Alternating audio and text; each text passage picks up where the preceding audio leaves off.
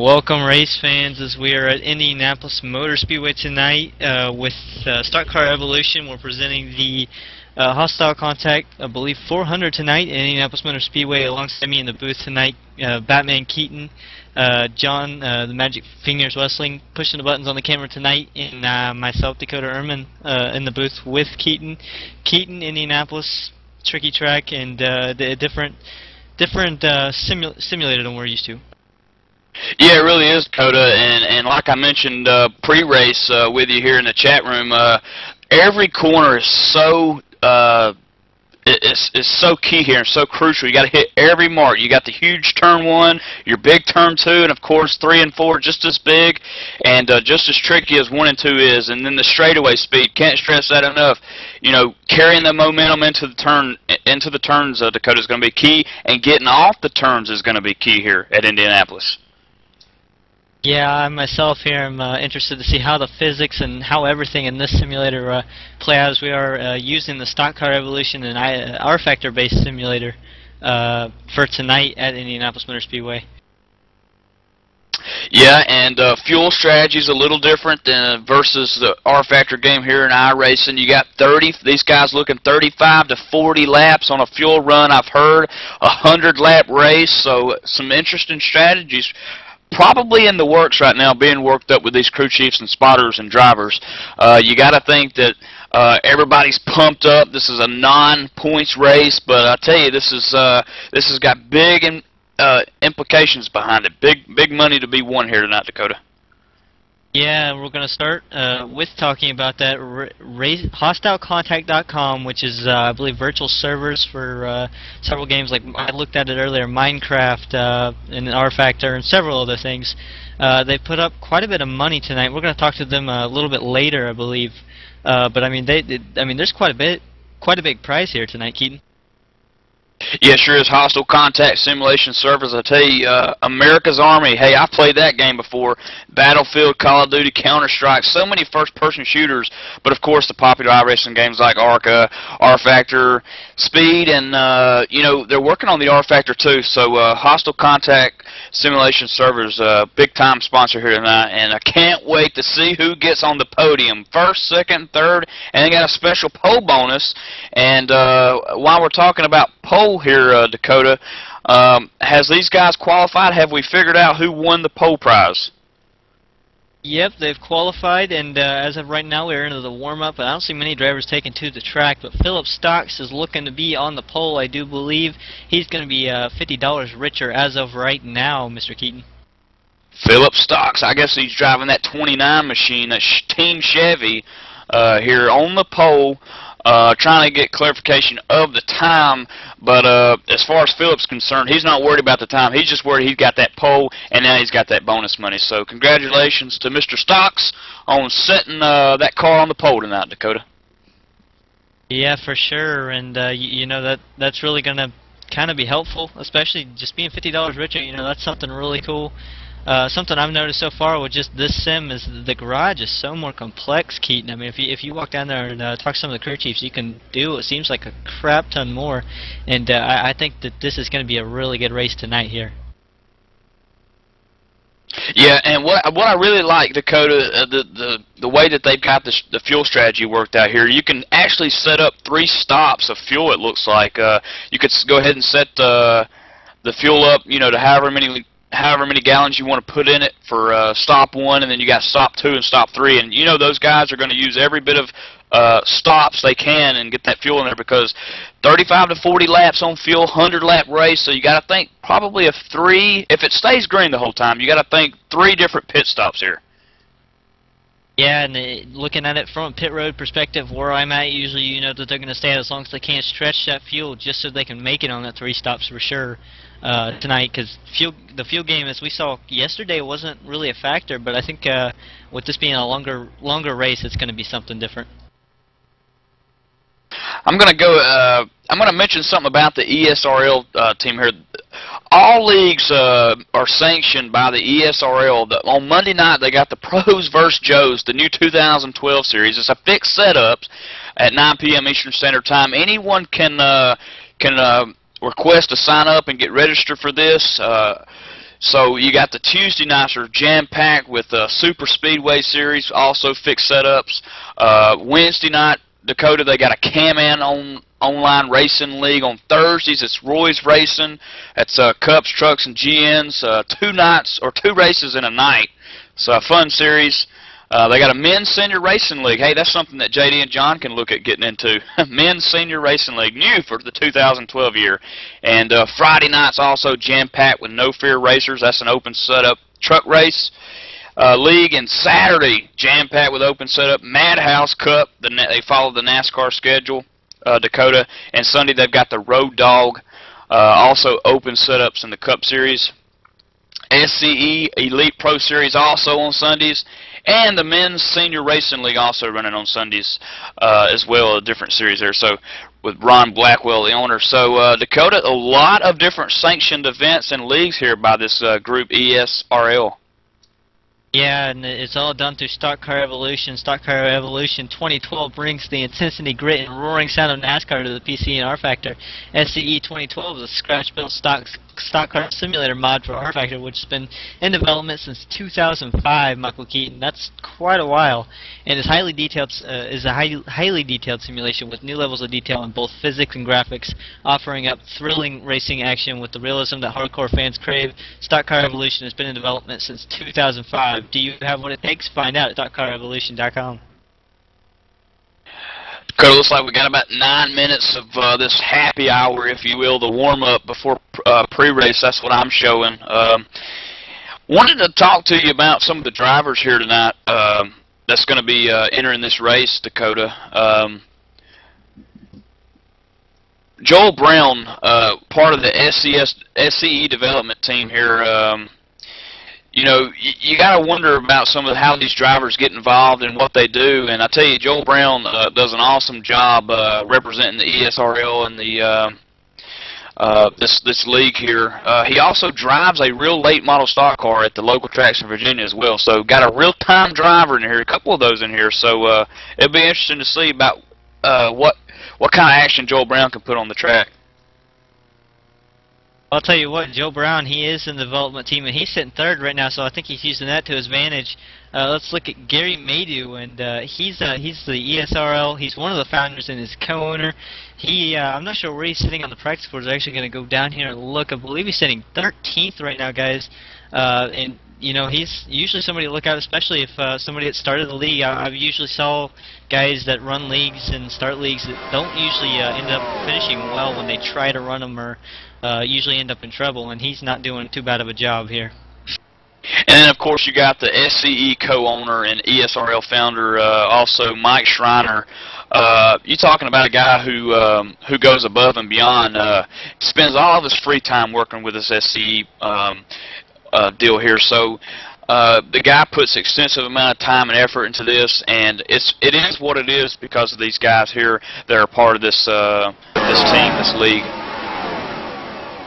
Yeah, for sure. Is looking through my list here, and we're going to look at Dan Mueller. He's actually 43 and has been racing online for 20 years and started on dial-up. He represents Elite Pro Club, and right now, looking for him, he's sitting 13th on the board right now. Not bad for Dan right now. I tell you what, 20 years of experience, he ought to be up there in the top 15 starting here. Looking for Dan to do a good job now. He's an admin here. Also admin Mike Kuhn. This guy drives with a controller. And of all things, a controller. So a lot of these other guys driving with steering wheels, and I've even heard of them driving with joysticks. But Mike, nonetheless, using a controller, and he got his debut with Pappas back at the Hawaii Circuit 1993. And Mike Kuhn, admin here tonight, starting second. Philip Starks, who we said was on the pole. We're not confirmed with that, but we do believe it's Philip Starks. He's sitting second in the practice so far. He is an admin at the age of 42. He's been on online races since 2006 from Owens Hammered On Motorsports, and he's looking really, really good right now. He's actually just been knocked down to third, as I said that. Tell you what, scrolling on down here to John McKellen, Probably maybe the oldest guy in the league here, 75 years old. They named him the Grandpa. Raced real wing sprints and midgets for 14 years. He's got some experience, Dakota, and I tell you, he represents Christian Racing, and what better organization than Christian Racing. I tell you, John McKellen, one of the favorites for tonight. Yeah, for sure. And looking around, probably the second closest I see to him age-wise is Bob Chandonnet, who is 64 from Ware, New Hampshire. Bob has been racing online since 2005. That's, if I'm counting right, about 7 years of simulation experience. So look for him to maybe be able to use that experience tonight. Taking a look at Tom McKeever driving that 85 machine from Prescott, Arizona. Go Diamondbacks, Tom. Tell you, Tom's been racing since 2003, and he represents the ASRL and the SE Elite Pro Cup here in this series that's sanctioned by ESRL. And tell you, he's starting at a pretty good spot tonight, Dakota. Yeah, for sure. Looking through my list here, trying to find, I believe it's, give me 1 second, Gary Cross, who's sitting 31st in the practice. I think he's one of the first cars not to run a lap so far. That could be a good thing because he's in the SCE development team, and if you look up the boards, that we talked about one of the development guys running third earlier, that might mean he's already got his stuff together and he knows what he expects for the race. I'll tell you what, Dakota, 40 drivers qualifying for this event. Not sure if there's any provisionals, but as of right now, 40 drivers being shown. And I want to take us through the top 10, Dakota. Yeah, and so far we're going to run through the warm-up. We got about 3 minutes left of final practice here. We're going to run through Warren Peed leading the board right now with Dan Muller right behind him. Philip Stocks, who we talked about, looking really strong. We think he's got the pole, sitting third. Tony Oscar in fourth. Joe Brown, remember the SCE development team, we talked about him. He was sitting, actually just jumped up as I believe we've gone to race time, guys. So we're just going to run through the qualifying order, I believe. Actually, you know what? We're going to send it down trackside, I believe, to the Cactus Cuties with the national anthem. Oh, say, can you see by the dawn's early light what so proudly we hailed at the twilight's last gleaming, whose broad stripes and bright stars through the perilous fight o'er the ramparts we watched were so gallantly streaming, and the rocket's red glare, the bombs bursting in air, gave proof through the night that our flag was still there. Oh, say does that star-spangled banner yet wave o'er the land of the free and the home of the brave.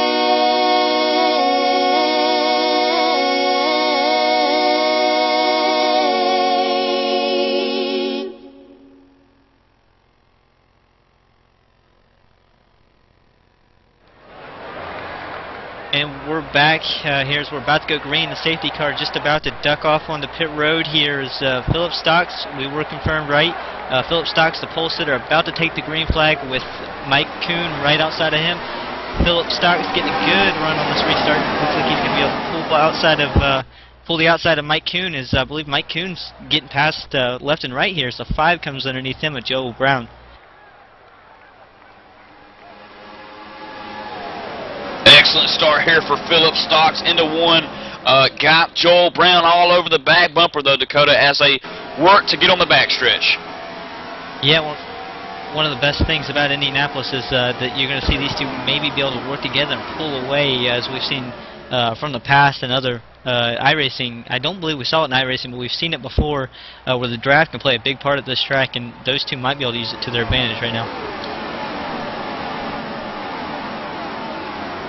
Yeah, I tell you, Joel Brown trying to get some sort of momentum swing over Philip Stocks, moved Lane Allen up a spot over Dustin Storm into the 5th position there, Dakota. I tell you, but Philip Stocks leading the number 1 lap here at Indianapolis, 99 to go. Tell you what, our first Ford in the running right now, sitting 4th. That's Dan Mueller with his with another Ford car sitting right behind him, Dustin Storm. The Ford's looking to maybe make up some ground here. So we're kind of basically being led by 2 Chevys right now. I believe that Dan Mueller just took over the 3rd position now, with help from his partner back there behind him. Yeah, Dustin all over the back of Mueller. Mueller goes up a little high, putting a little block on Kuhn maybe a little bit. Kuhn's going backwards. Lane Allen underneath him here as they getting ready to come down the front stretch here, Dakota, to complete lap 2 at Indianapolis.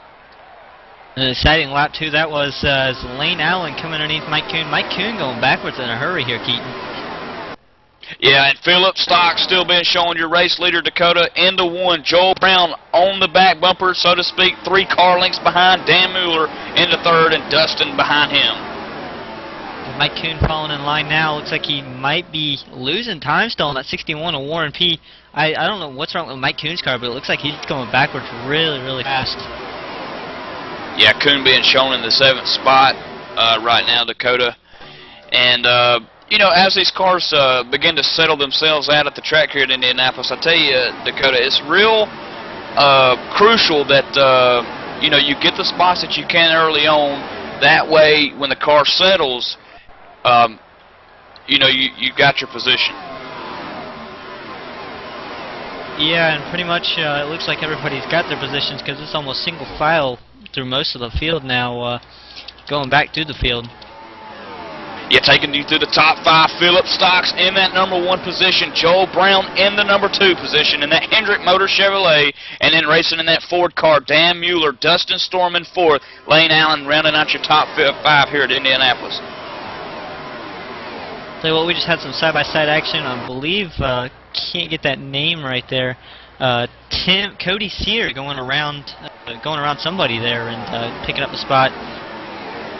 Single file action, though, is the top 13. Single file, Dakota, coming down the front stretch.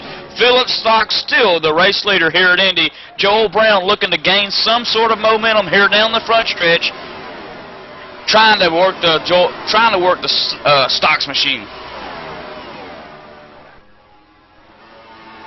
As everybody's getting a little bit more spread out, just seeing cars going moving around on the front stretch here, going out for air, maybe trying to complete that pass. It's a 43 coming around, I believe the 07 of Bob Chando there. Dakota, these guys hitting somewhere up speed 205 miles an hour into the turns, rocketing at 70-something 100 RPMs down the turns and straightaways here. I tell you, Indy's a real fast track. You got to get on the gas, you got to get on the brake, and you also got to let that car roll. Joe Brown still behind your race leader, Philip Stocks here, and Dan Mueller running a consistent 3rd. I was going to say, Keaton, Philip Stocks has definitely got exactly what you said figured out, is he's pulling away a little bit from Joe Brown here. Joe Brown just losing just a little bit of time. It looks like just about a lap.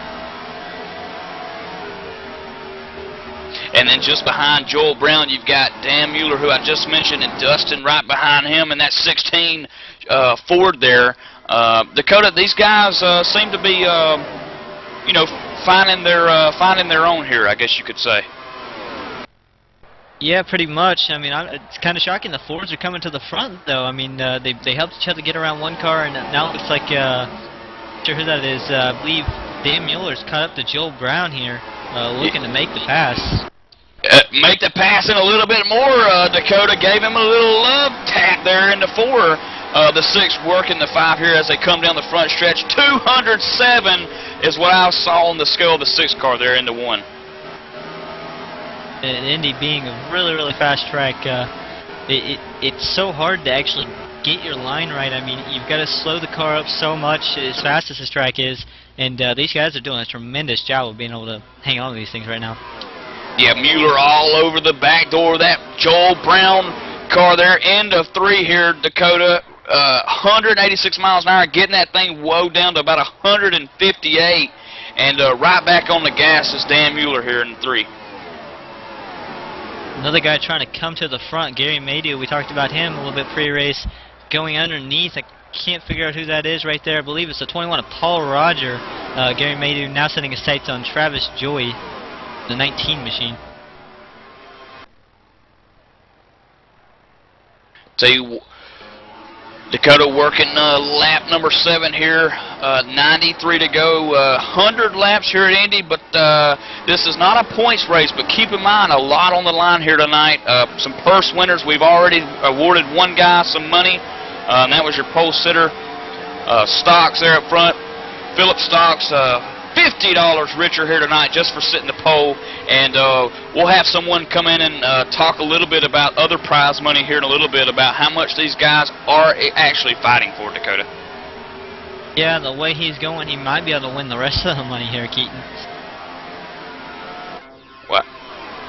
Dakota looks like the yellow is coming out. Trying to find out exactly what happened on the track, but we are under caution here at Indianapolis.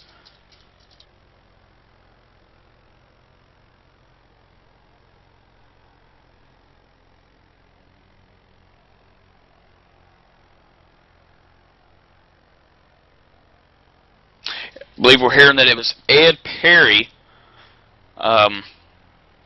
as the pace car is trying to catch up to the field. Philip Stock is your race leader, Joel Brown. And John, you got more on Perry? Now, let's see if we can pull this up, guys. See what happened here. It looked like it was just a spin all by itself. There is a car, the 74 machine, right behind him, blinking in and out, trying to make a move on the inside, but backs out. This might have been a warp issue, guys. The 74 disappears. Wow, it's a warp issue by both these guys. It looked like he just lost connection and hit the brakes. Yeah, I tell you, if you're Philip Stocks, you did not want to see that caution there, Dakota.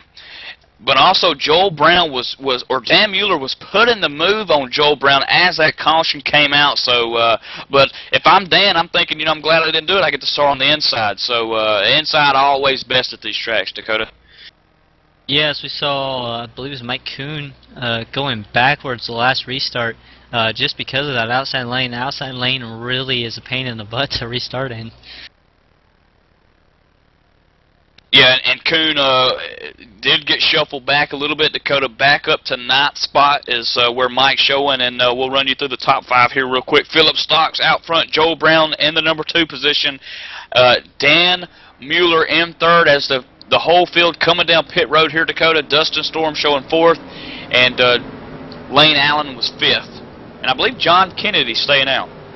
Yeah, it's looking like that 14 staying out, just trying to possibly just go for the track position. That they've got to come back in down pit road, and we've seen it yesterday in real sim racing. You remember lots of strategy being played with cars staying out in low tires. Might be the same story here tonight. Yeah, a little smoke action down there on pit road. Joel Brown lighting the tires up, getting in that box there, Dakota. He'll be all right, though. Just lift the tires up a little bit, and I'm sure they'll be changing all 4 anyway. So if anyone wants some 4 used Goodyears, they're down in there in that pit box of Joel Brown. So it looks like 2 cars may have taken, 2 or 3 cars may have taken 2 tires here on this pit stop. All right, well, working caution number 1. This time by, they will complete the 10th lap. Put it 90 to go. We're going to go to commercial break, but when we return, a guest in the broadcast booth with us tonight. We'll be right back.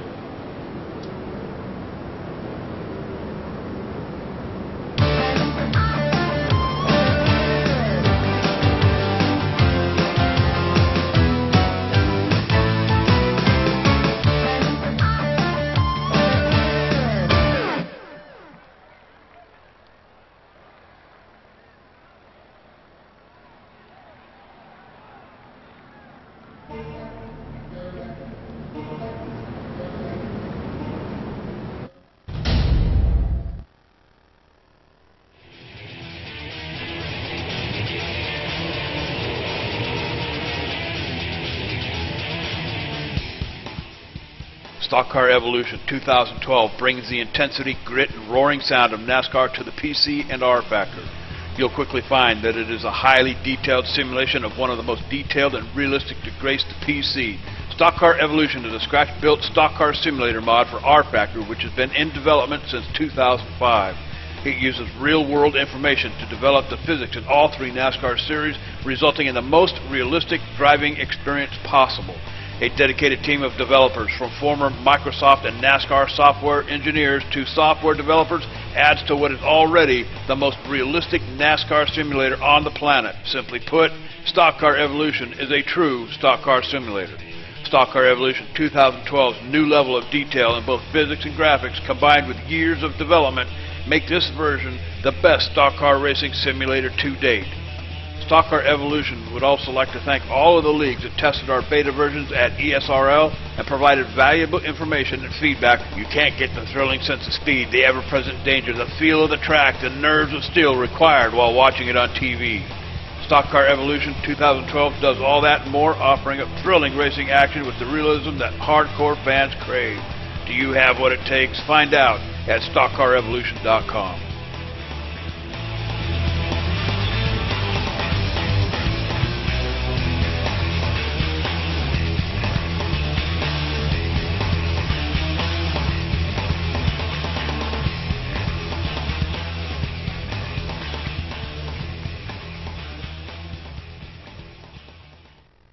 At Hostile Contact, our goal is to provide quality, reliable, and affordable game and voice-over IP service to the online gaming community. We accommodate all the first-person shooters and role-playing games such as America's Army, Battlefield, all the releases of Call of Duty, Counter-Strike, and many more. We also provide simulation racing servers for many of the online racing games. ARCA, Live for Speed, RFAC. Professional web hosting packages are available. Billing, gaming control panels, Mohawk, Voice, Ventrilo, TeamSpeak, 2 and 3, Hostile Contact. It's your only choice for game servers. HostileContact.com. Alright, welcome back to Indianapolis, working the first caution, and in fact, going green here, Dakota. We got a guest in the booth. We'll get to him in just a second as we take the green, letting things settle out here. Yeah, Philip Stocks going into turn one right there pretty hard. He's going to be able to clear that 6 on the outside of him, Dan Mueller. And it looks like Dan coming back on the outside, but you know the inside lane is the lane of choice, and he should be able to clear him as the 29 Philip Stocks does, and might be able to walk away like he did last time. But remember, Dan Mueller was coming to the front, so he might be able to challenge him. You can tell, Dakota, that momentum is huge here at Indianapolis. You can just sense that momentum is the big factor here. As Dan Mueller was about to get passed by Joel Brown, but Joel just ran out of momentum. Yeah, it is a very big thing here, and like we said, the speeds are so high, and I mean, if you just miss your line a little bit, you lose just a little bit of speed, and somebody else hits their line. They've got that little bit of speed. They're going to be able to do a whole lot more than what you're going to be able to do. Or if you had a run and you screw up a little bit, I mean, you're going to lose all that time. Sure will, and tell you, Robert from HostileContact.com joining us in the booth tonight. Robert, how you like the race so far? Hey, it's shaping out, guys, to be a really great race. Yeah, some really good stuff going on already. I see everyone's really starting to push right from the off, so a great first event for us here at Hostile Contact. Yeah, I think we getting that first caution, the jitters out of everybody's system there. Hopefully the race will get settled down here. Philip Stocks taking the pole, getting the pole bonus award there, Robert. But we want to talk to you about HostileContact.com. We mentioned a little bit about what it was and about the different games that's involved with it. And if you just take a minute or two here to just let us know what the Hostile Contact Simulation Servers is all about.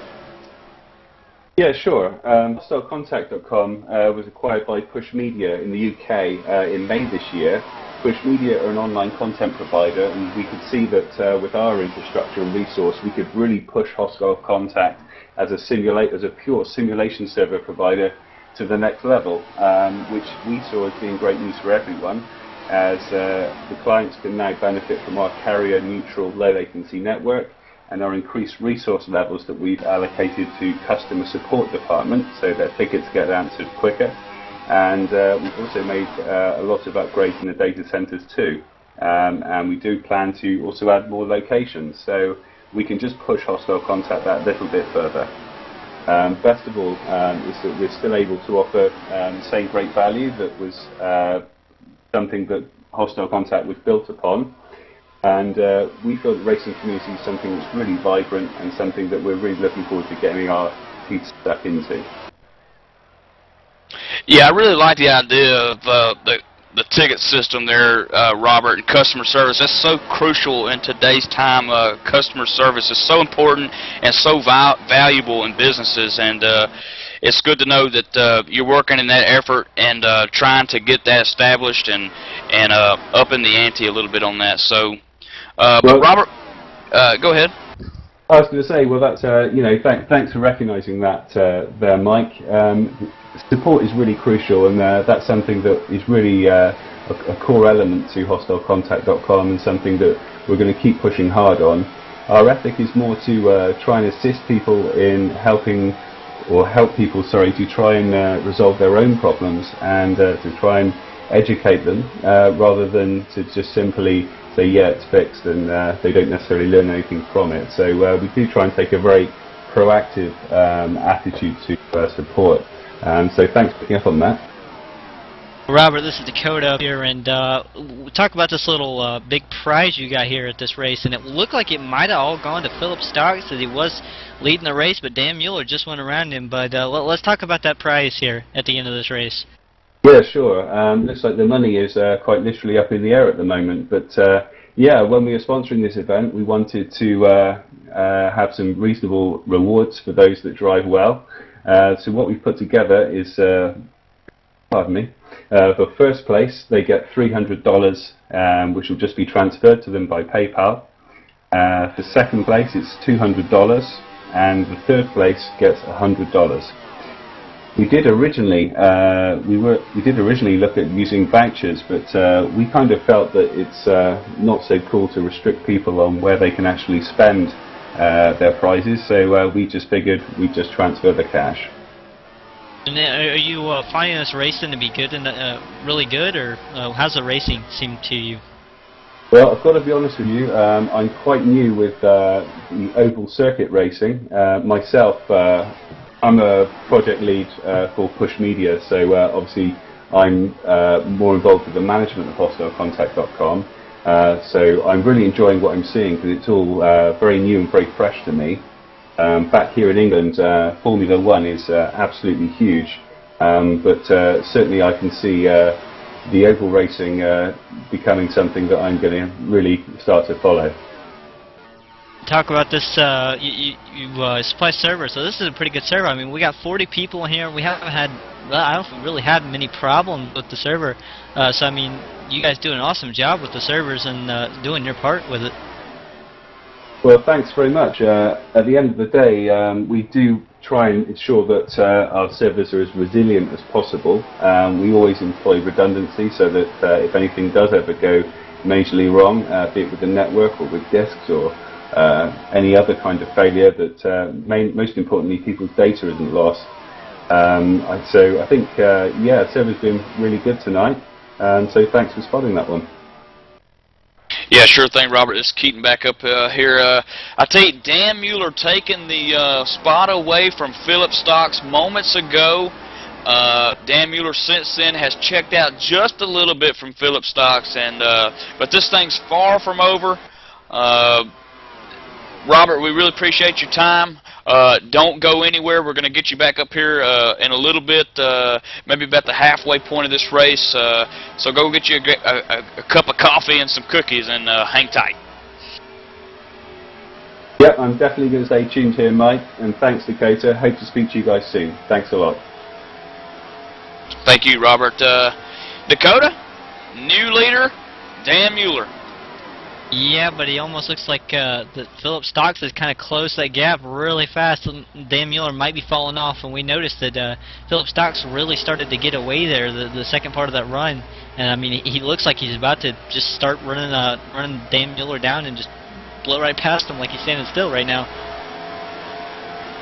Yeah, and I tell you, moving up into that number 3 position in that Ford Warren Pete. Where did he come from, Dakota? I'm not sure, but these Fords are looking really, really good. I mean, we got that one Chevy up front that seems to be really, really good. But other than that, we're seeing Ford, Dodge, and then a Chevy. So I mean, we're seeing two Chevys in the top 5 and 2 Fords in the top 5. Ford looking on the point right now, though. Yeah, Warren P. taking that Ford to the front, top 5 here, running number 3. The guy's from Australia, and I tell you, he's been racing since 1999, Dakota, since you were born. And I tell you, he's been racing a while. I'm a little bit older than that, Keaton. You got to get it right. We have a battle for the lead, I believe.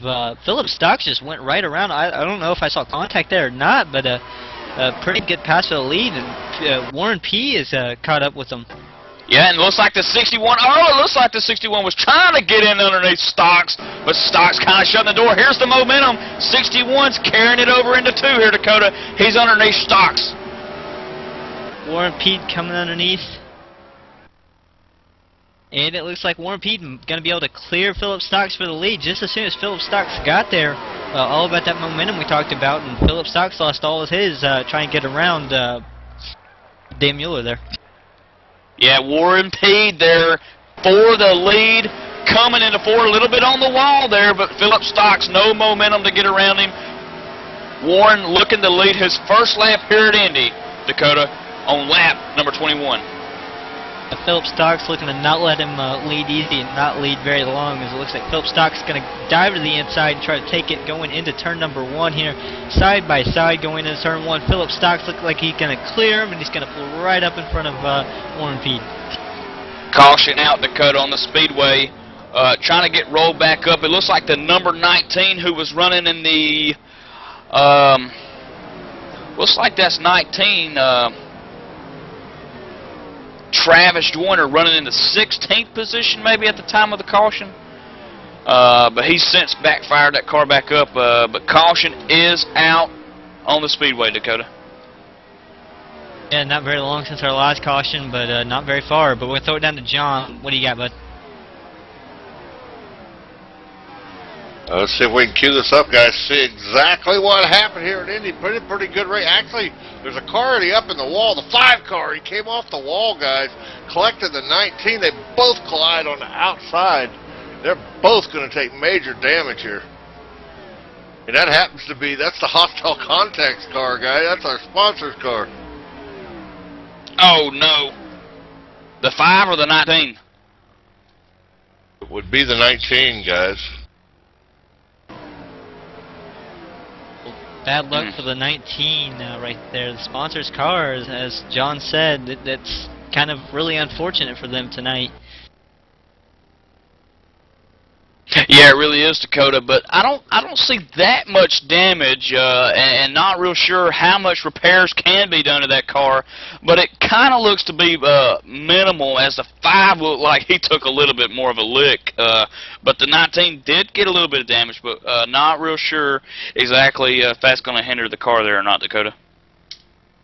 Yeah, well, we're under our second caution of the night. Philip Stocks, your leader. We're going to watch and see if they're going to come down pit road this time.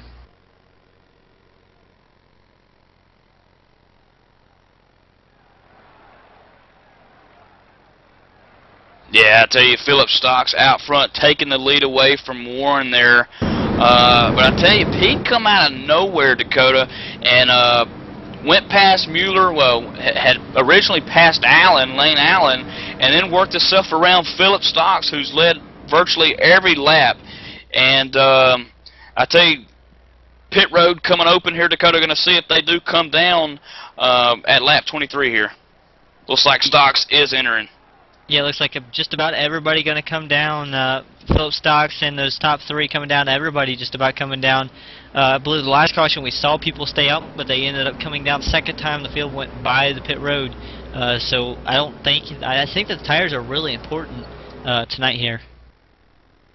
Yeah, I tell you, Dakota, you know, you got to think with 35 to 40 laps of fuel run here, you got to pit when it's necessary, and I think lap 24 is necessary. You kind of break this up. 30 laps later, you're looking at about lap, 50 or 60, 65 lap if it stays green, and then and then that'll be your final pit stop. So they're trying to break this the pit cycles up here.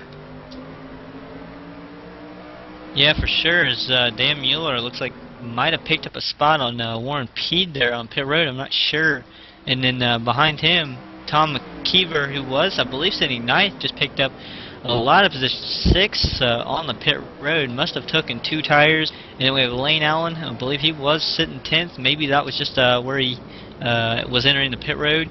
But Lane Allen coming out here 4th. Hey, I tell you what, Dakota, I want to talk to you about a virtual racing seat, man. I tell you, if I'm the winner tonight, I'm buying one of these. Just got to add $50 more to it. You can have one.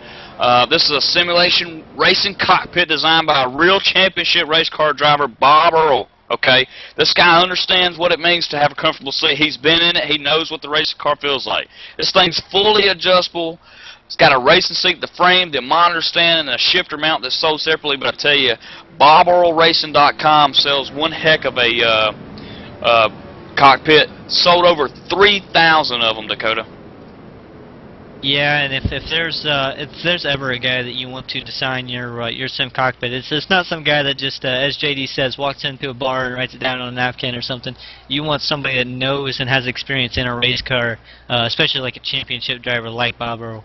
Yeah, I'm gonna say Bob Earl, awesome job on these cockpits. Only $349, plus a little bit of shipping cost there. But I tell you, if I'm taking this money home with me tonight, I'm buying one of these cockpits. BobEarlRacing.com. And Dakota, we're getting word that one lap to go before green, and it looks like Don Kilgrew did pit, so Philip Stock's being shown your race leader right now. Yeah, there's several cars that look like they stay out and just wait for the second time around. And I know that strategy. I am really familiar with that. That's the strategy of I don't want to wreck, so I'm going to stay in the back all race.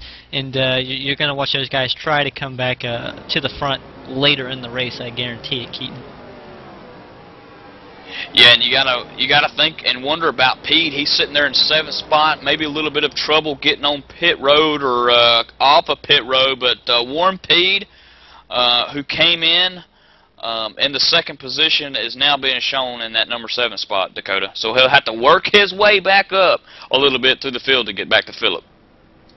Yeah, and I'll tell you what, Chevy's starting to take over that top 5, make that the top 6 there, sitting 1st, 4th, 5th, and 6th right now. That's 4 Chevys in just the top 6 there. Yeah, and for all you Toyota fans, Mike Hebb sitting in the 11th car in 11th position. He's the Toyota in the front 15 here. So I tell you, Team Chevy out front here. Philip Stocks, your race leader, moving their way into 4. Pace car going to take the pit road entry this time, Dakota. Yeah, and I mean, we get quite a decent little run, and we get a caution. And I don't know if this is going to start a trend, or I mean, we know cautions precautions, but is it going to happen again, or are we going to go green the rest of the way, or most of the way? I mean, all questions that could be going through the minds of some of these drivers is we're about to take the green flag, the safety car just about to pull off, and looks like Philip Stock's just about to take the green flag here. Quarter of the race complete. Dakota, Philip Stocks taking the green flag here at Indianapolis Motor Speedway. Dan Mueller all but right there beside him as they enter 1. Yeah, but he's gonna clear him right there in turn 1. Is Dan Mueller looking like he might be able to come back and see if he can't do anything with them in turn 2. If not, turn 3. Dan Mueller, he looked to be a little bit quicker in the short run, but Philip Stocks has a really fast long run setup. We mentioned Warren Pete starting 7th. He's worked his way into the number 5 position. He's working Gary Maydew in that red and white Chevrolet just in front of Gary.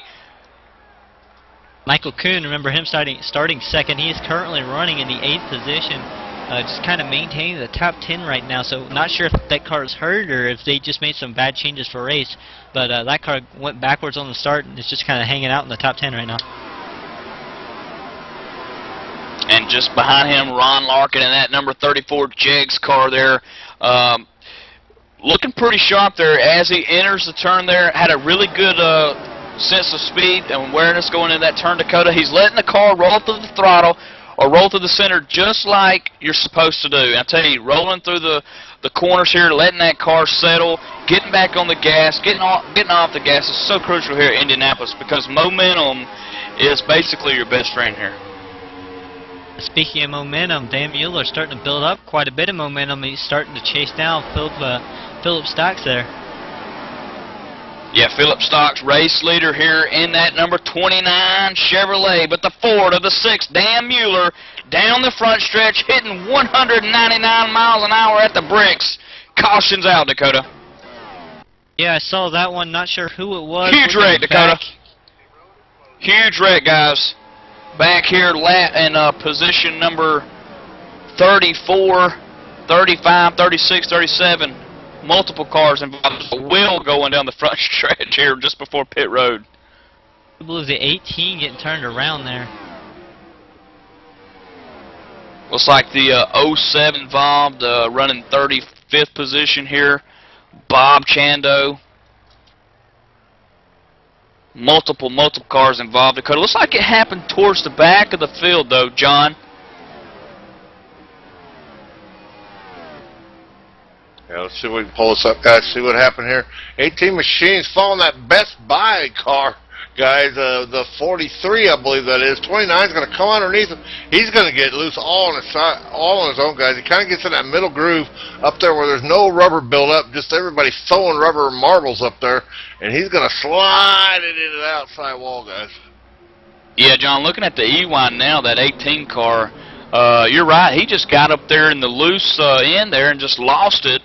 But I tell you, there were some cars involved in that wreck, Dakota. Multiple cars, I think, in front of the 18 were wrecking. I think maybe, John, the 18 was checking up for the initial wreck that happened.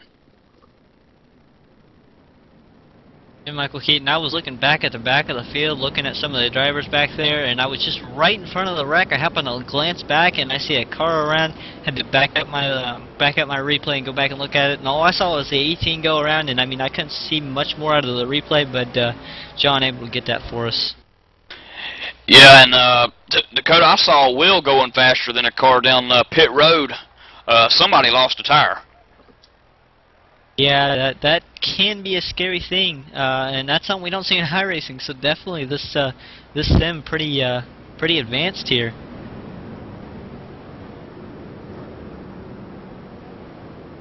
All right, well we're gonna go get a guest in the booth with us when we come back live, but we're gonna go to commercial real fast, and we'll be right back. You won't miss a thing.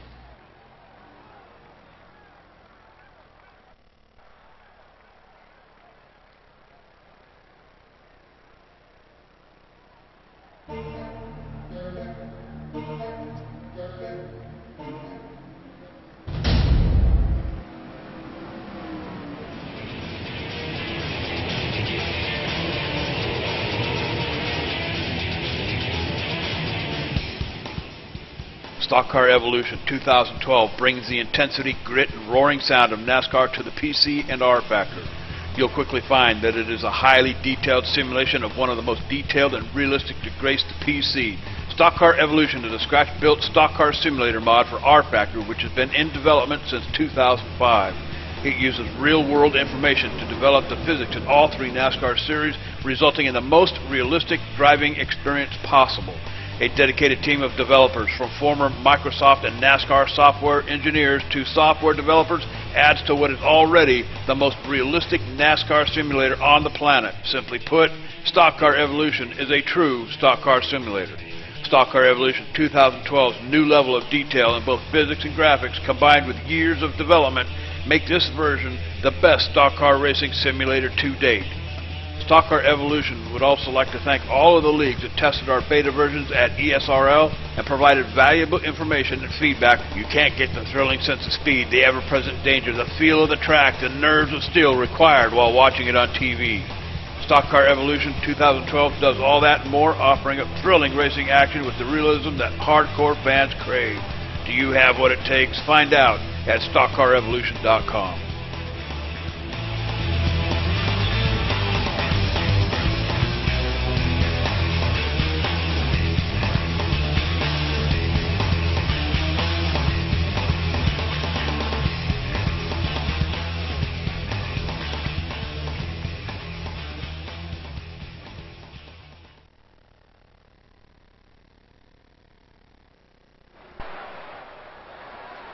All right, we're back. Indianapolis Motor Speedway, Dakota. Safety car, pace car pulling down the pit road. Green flag. Philip Stocks taking them to the green here, Dakota, down the front stretch. Let's watch and see if he can't clear that Dan Mueller car going into turn 1. Remember, Dan Mueller, we kind of decided it might be just a little bit quicker in the short run, but Philip Stocks quite a bit faster in the long run, as Dan Mueller stuck side by side with Tom McKeever. Yeah, Tom McKeever racing Dan Mueller for all he's worth there, making the pass into the number 2 spot. Lane Allen right behind Dan Mueller here down the front backstretch, Dakota. And Philip Stocks still out front, though. Yeah, Philip Stocks really loving all this action behind him, because as they're racing, he's able to just drive away as long as he hits his marks here. Gary Nadeau, who we're going to try to get here in the booth with us in a little bit, running a solid 4th. He's looking on as Tom McKeever going underneath Dan Mueller down the front stretch. Looking back here, all the way back to, I believe, 16th position, looking at the 4, Mike Schreiner. Remember, we were talking about him being one of the admins or in the development team, I believe. He's running towards the back here, top 15, I mean, at least. Out of 40 cars, not a bad run for that machine right now. And just in front of him, in the number 14th spot, 29X, Cody Sears, 208 miles an hour down the backstretch here. And he's trying to work himself into the top 10 here, Dakota. Yeah, and looking back even further, I'm going to jump back all the way back up to 25th, Chad Cabral. He's just kind of riding around in that 54 machine right now. Looks like he's not really going anywhere right now. He's kind of stuck.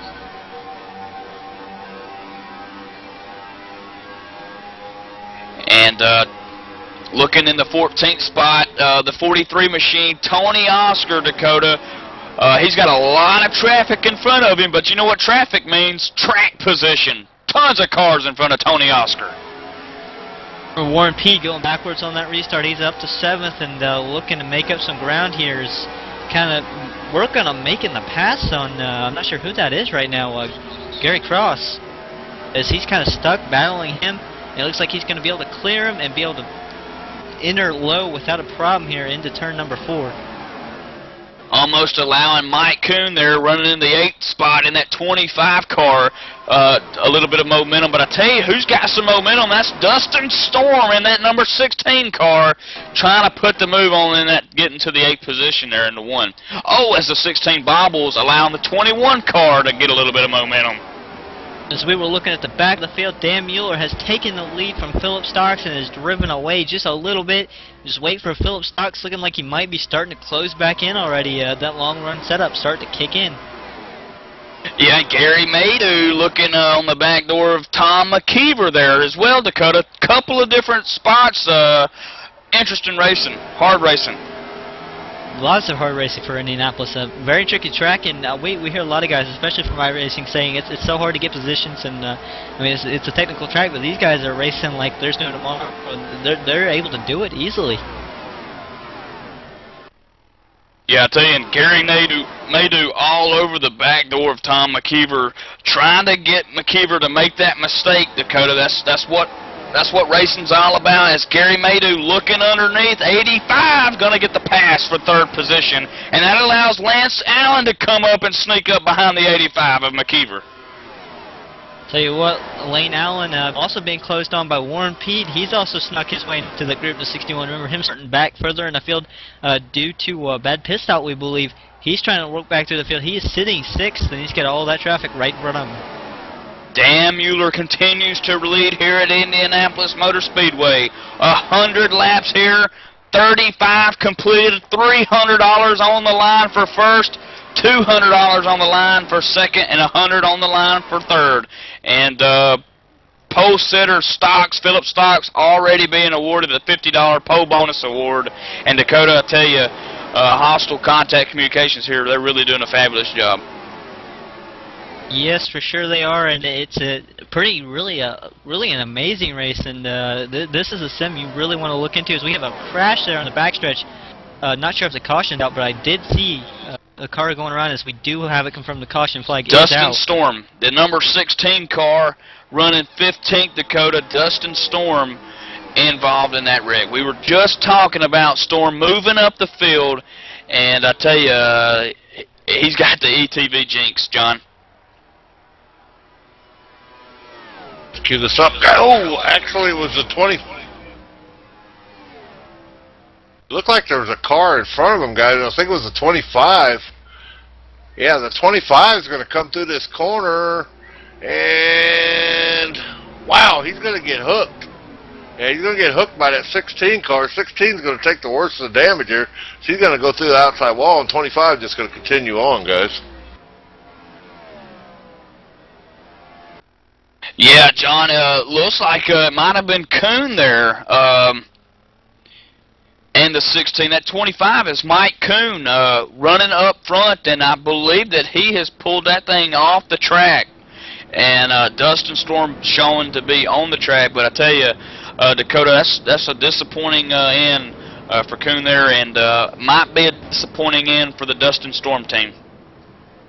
Yeah, might be. It just I can already hear the hammers in the garage here. I mean, they've been working several cars this race, and I think that noise is going to get a lot louder as those cars get to the garage area. So we have smoke on the track from cars just checking up for the pace car here. Under caution again, though, for the 4th time tonight, guys. Yeah, and Dakota, you might even see the leaders come back down pit road here. You got to imagine here, lap number 37, working 38. Caution 4, 35 to 40 laps on a full tank of gas here. They'll have to pit again. Green light just came on pit road, and we're going to see if any of them duck down.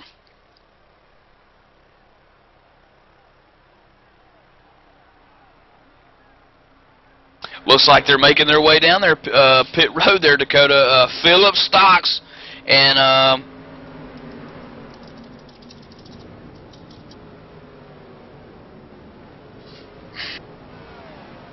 Dan Mueller taking them down pit road with Mueller taking them down pit road with Stocks right behind them, and the order kind of get messed up for me here with my telemetry as cars come into their stalls. Just going to watch and see who makes it off the pit road first.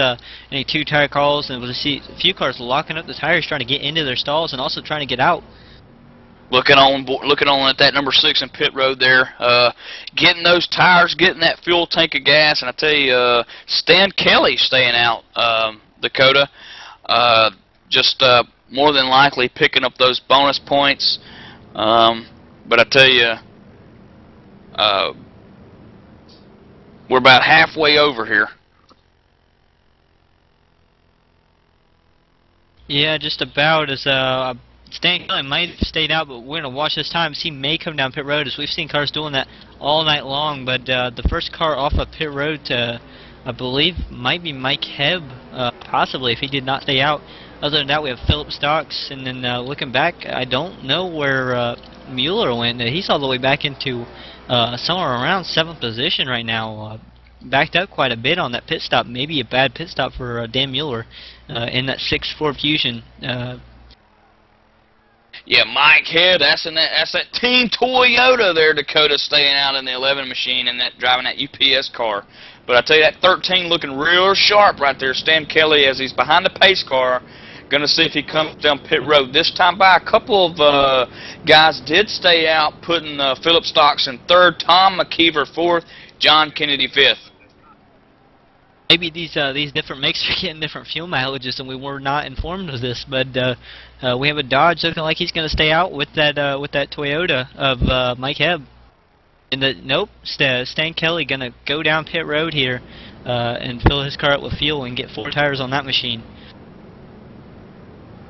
I tell you, Stan Kelly making that famous dive there as you look on board the M&M's car on the front of that machine, and Stan Kelly down pit road. He did lead 1 lap at the Brickyard here, and but that's going to put Mike Hebb out in the front there in that UPS car. Team Toyota, Dakota. Yeah, like you said, for them Toyota fans, they were sitting towards the back, but they are now in control of the leaderboard.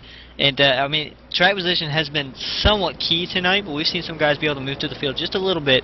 But if you remember the last caution, I believe it was Warren Pete, who restarted towards the back, wasn't able to gain too many spots. That caution coming out as early as it did not help him, but track position may be playing a role, and that might be why the 11's staying out right now, to see if he can't stay closer to the front.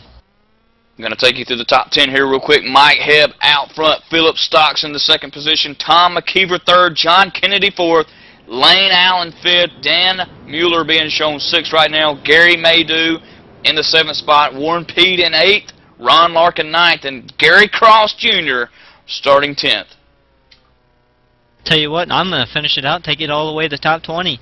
Terry Miller sitting 11th, Tony Oscar. Oh, we are having some swap-ups here. Tony Oscar sitting 11th, Terry Milford sitting 12th, Rod Billard sitting 13th, Eddie Young 14th.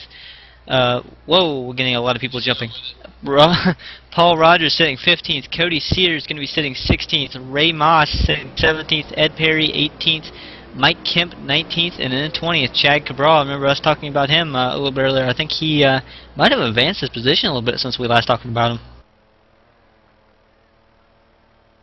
Yeah, I tell you, Mike Hebb going to be interesting to see if the tires can hold up in that car. Pace car down pit road.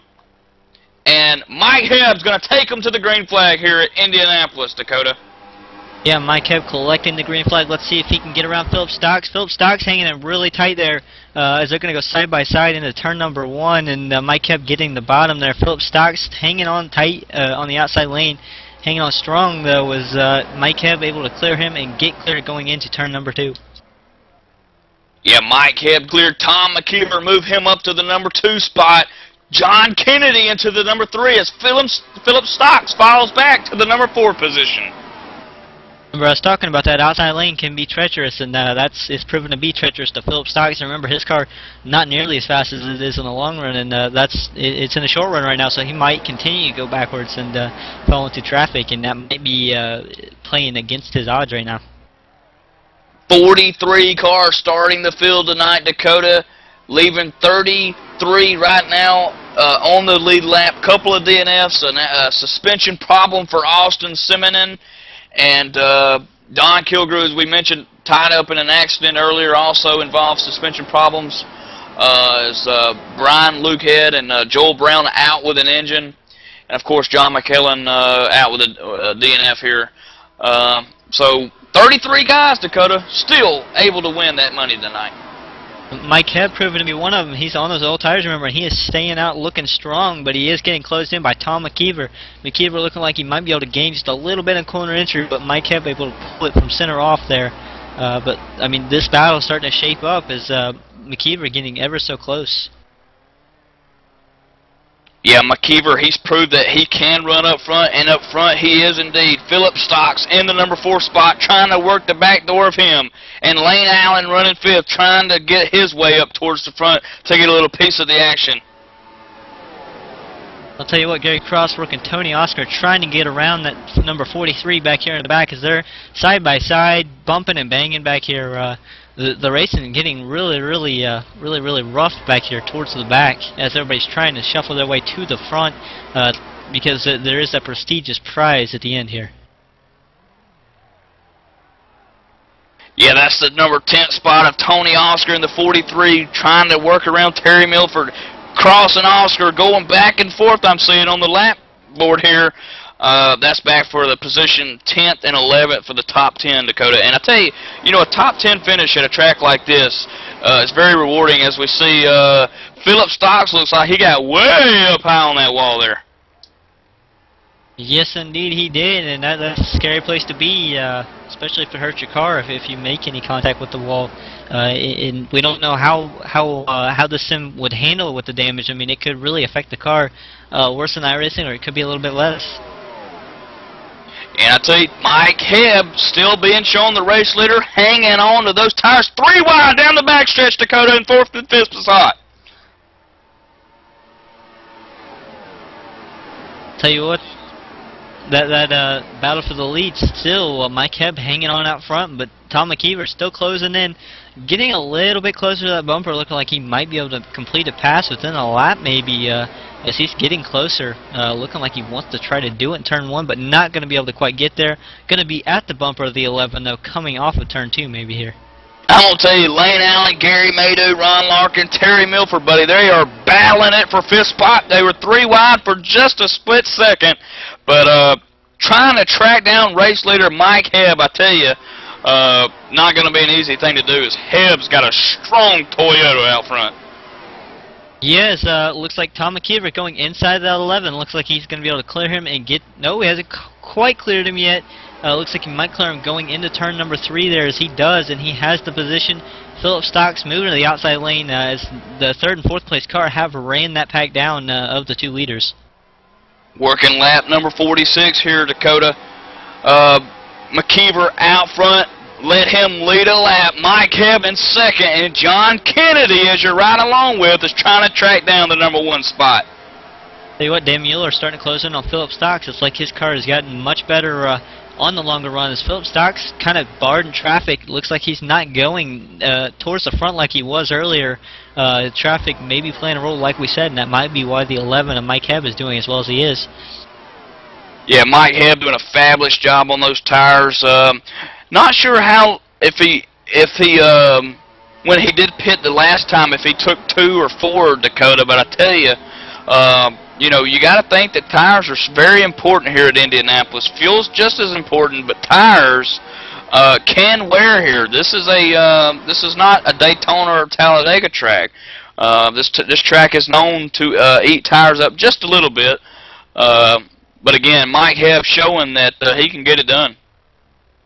Philip Stocks bumping bang with John Kennedy, going to lose a spot all the way back to, I believe, Lane Allen going to go by him due to the bumping and banging.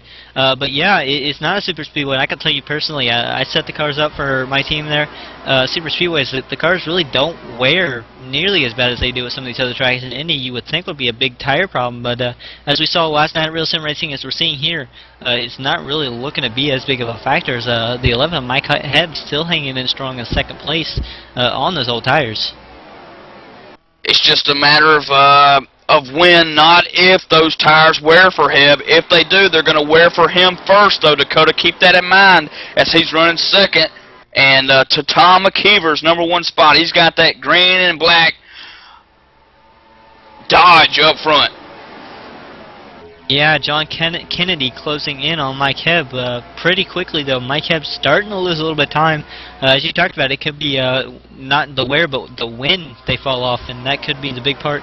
As I mean, watching these guys go down the straightaway, the backstretch there, these guys are going all the way to the bottom to almost cut each other off so they can make the so nobody can make the pass going into the corner. And that's Mike Hebb right there leading that little chain there, it looks like. Yeah, and John Kennedy in the 14 trying to make Hebb slip up a little bit. He's been working him for a little bit, but I tell you who's working Kennedy, and that's Lane Allen and the number 15 machine. Warren Pete, I've seen that car coming towards the front. He underneath somebody's. We have smoke, and they saved it. Cars bumping and banging back in the back, but they look like they've gotten it together. Warren Pete getting a little loose there, possibly. After that. I tell you, Warren Pete trying to work all the 34 in the wall. Ron Larkin got to the wall a little bit, Dakota. No caution, though. As much as the as many caution or as much smoke as there was, and cars going into the walls and cars getting loose, I'm surprised there was no caution in there.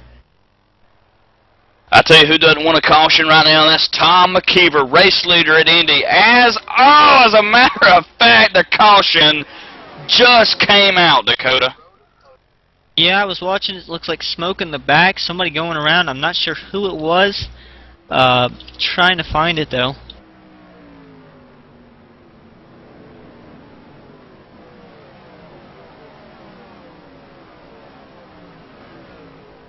Somebody went around, though, Dakota, because the caution flag came out right as I said.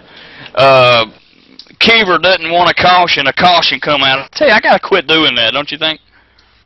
Yeah, it's just like that old ETV jinx, you know. We pick a driver and they lose, so we say that somebody doesn't want a caution, they get a caution.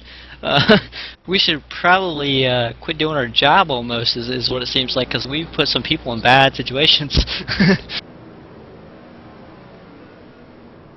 is pacing once again here at Indianapolis. My colleague Michael Keaton running out to get Gary Maydew, I believe we're going to have come up or get a connection on the radio. Actually, I believe. But under caution again, we're going to watch and see if anybody is going to come down pit road this time. But I think we have somebody on the radio. Gary Maydew, do you have a copy? Yeah, you got me. Man, how about this racing? That's pretty intense. The last little run there we had. Gary, I tell you what, this is Keaton up in the booth, running a solid fourth there. Pit road opening up. You going to take the chance down pit road here? Give me around 100 feet. I'll let you know. I tell you, just messing around with you, Maydew. You got to do what the crew chief says. Gary Maydew is down pit road. Just depending on if he's going to take forward fuel, but he will need fuel for sure. But Gary, I tell you, exciting race so far. You've got Philip Stocks, the pole sitter, in front of you.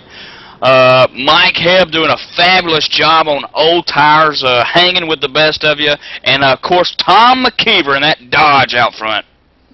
Yeah, boys are putting on a hell of a show, man. This is I can't ask for anything better. Guys are giving a good SE representation. Yeah, I tell you, Gary. Well, we're really enjoying the race here. About halfway point here. You think you got something for Philip and McKeever and the guys up front? Yeah, that's why I'm up front now, baby. I hear you, Gary Maydew. Well, go get him, buddy. Thank you all, man. Thanks for putting on a great show.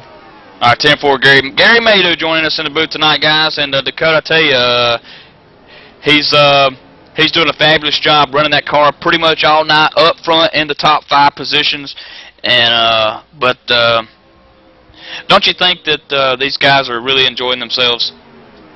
Oh yeah, for sure. I mean, as a stock car driver, I mean, when you get in this thing, it's all about fun. But I mean, at the same time, you're competitive. You want that spot, you want the money.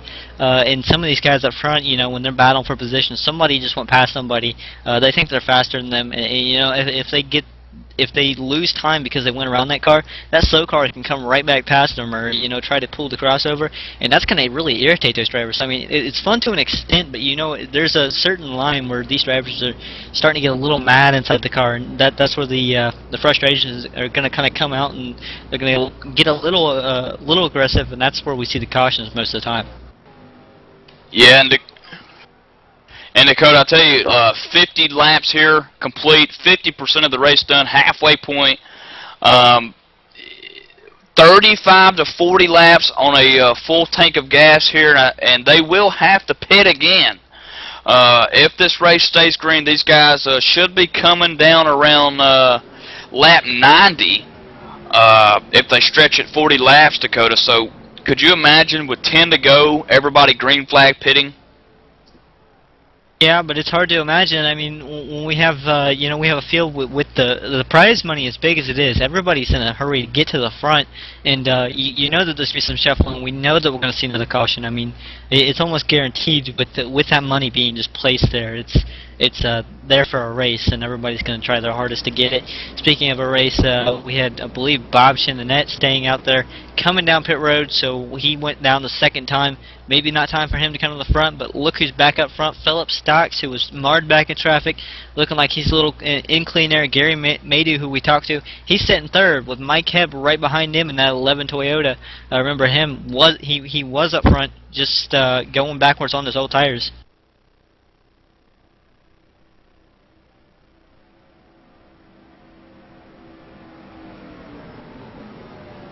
And I tell you, speaking of sponsors and prize money here, guys, we're going to see if we can't get Robert back up here in the booth. And it looks like Marston's along for the ride. I tell you, Dakota and Robert, halfway here, if it were to end now, Philip Stocks would be your race winner. But I tell you, Tom McKeever's got something different for him. What do you think of the race so far, guys?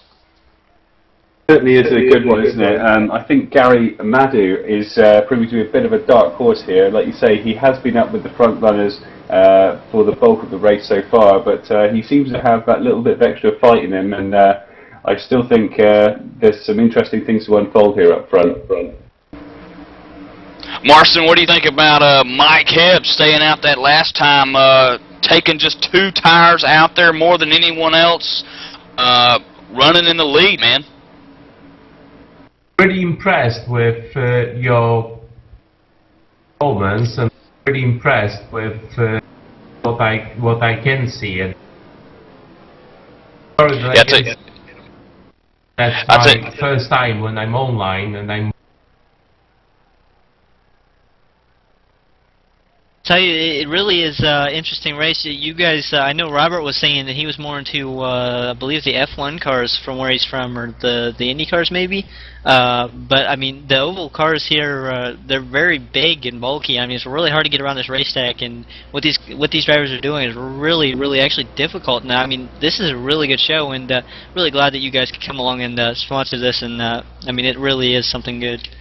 Oh, sure. I mean, this really is the start of, you know, a busy calendar ahead that we've got planned with Stock Car Evolution.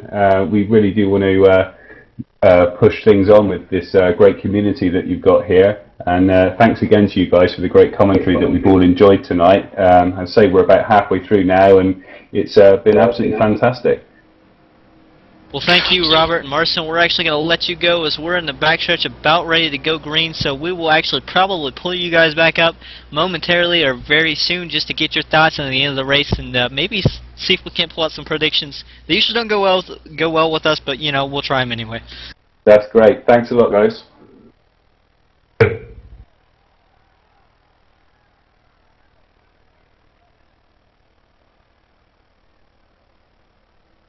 We are in turn number 3 under caution, just about to go green flag racing with Philip Stocks up front.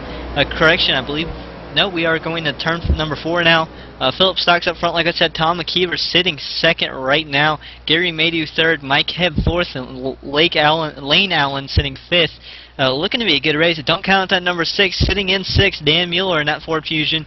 Gary Cross, remember, I think he was running a little bit further in the back. He's up front now as the pace car is off. Looking ready to, just about ready to get the green flag. I believe the green flag is in the air. Philip Stocks leading them down here as he trying to clear Tom McKeever into turn number 1. He does it without a problem, able to just drive away. Philip Stocks trying to run away from the field now as I believe Gary Maydew coming to the front. He just passed for second position. That outside lane going backwards like it normally does. Not a good starting position. Especially for somebody like Tom McKeever. But as Philip Stocks leading them into turn number 3, just like he did in the restart. Hey, Gary Maydew, we talked to him just a minute ago. He's worked himself into the number 2 spot here, Dakota. Gary Maydew working the back door of Philip Stocks. Remember what I was talking about? It's all about momentum. Well, Gary Maydew has all that momentum right now, and he is looking to make a pass. I know he's hungry. He wants that position, so watch for Gary Maydew to try his hardest. As I believe it was Robert said, he's got some fight in him, and I don't think he's going to give up anytime soon. Looks like Philip Stocks giving the door, opening the door for Gary Maydew to take the lead. Gary Maydew at Indianapolis Motor Speedway in the number 1 spot here, Dakota. Tom McKeever trying to follow him through, not quite there, going to have to back off and get right back in line with Philip Stocks, trying to maybe make a pass going into turn number 3 here, where we've always noticed Philip Stocks to be just a little bit quicker in the long run, so this could be part of his strategy. Let everybody go, burn off their tires, and come back up and pass them later.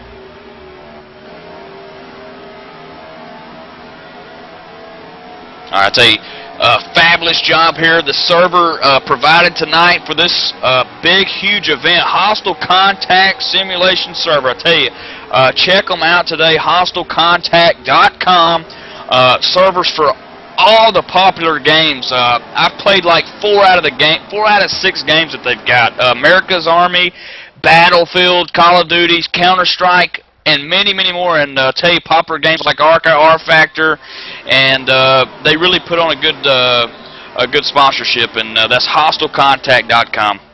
Yeah, and Batman ETV will be contacting Hostile real quick because we need a TeamSpeak server for broadcasting, and this one's been rock solid tonight.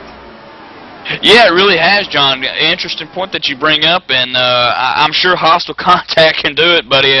They do a fabulous job with the game server, so we might need to see if we can get something together on a TeamSpeak server. Great idea, John. I'll tell you what, though, guys, battle up front, not really. Philip Stock's still riding behind Gary Maydew. Gary Maydew able to lead that lap and maybe a few more as he's just kind of hanging on out front. Yeah, and Dakota Warren, Pete, I've been watching him a little bit, had my eye on that 61 machine. He's moved his way up into the number 6 spot. He's working the car of Gary Cross. Dan Mueller just ahead of him, and then, of course, Tom McKeever holding on to that number 3 spot. But I tell you, the top 6 nose to tail at Indianapolis Motor Speedway. Keaton, when was the last time we saw this kind of racing? I mean, this is intense. Everybody's up on the wheel. You know, I'm on the edge of my seat right now just watching it, and it's really, really some really good racing. I tell you, Dakota, these guys racing for not just respect and honor, but for a little bit of prize money, and it's always more tense when money's involved. And I don't think these guys know that they got to split their winnings with ETV, do they? Did you tell them that, Batman? I just poked every one of them and let them know. So as soon as this race is over, they will know that. I tell you, Gary Maydew is all but checked out a little bit from Philip Stocks here, Dakota, and Dan Mueller working the McKeever machine into the number 3 spot as we speak, Dakota.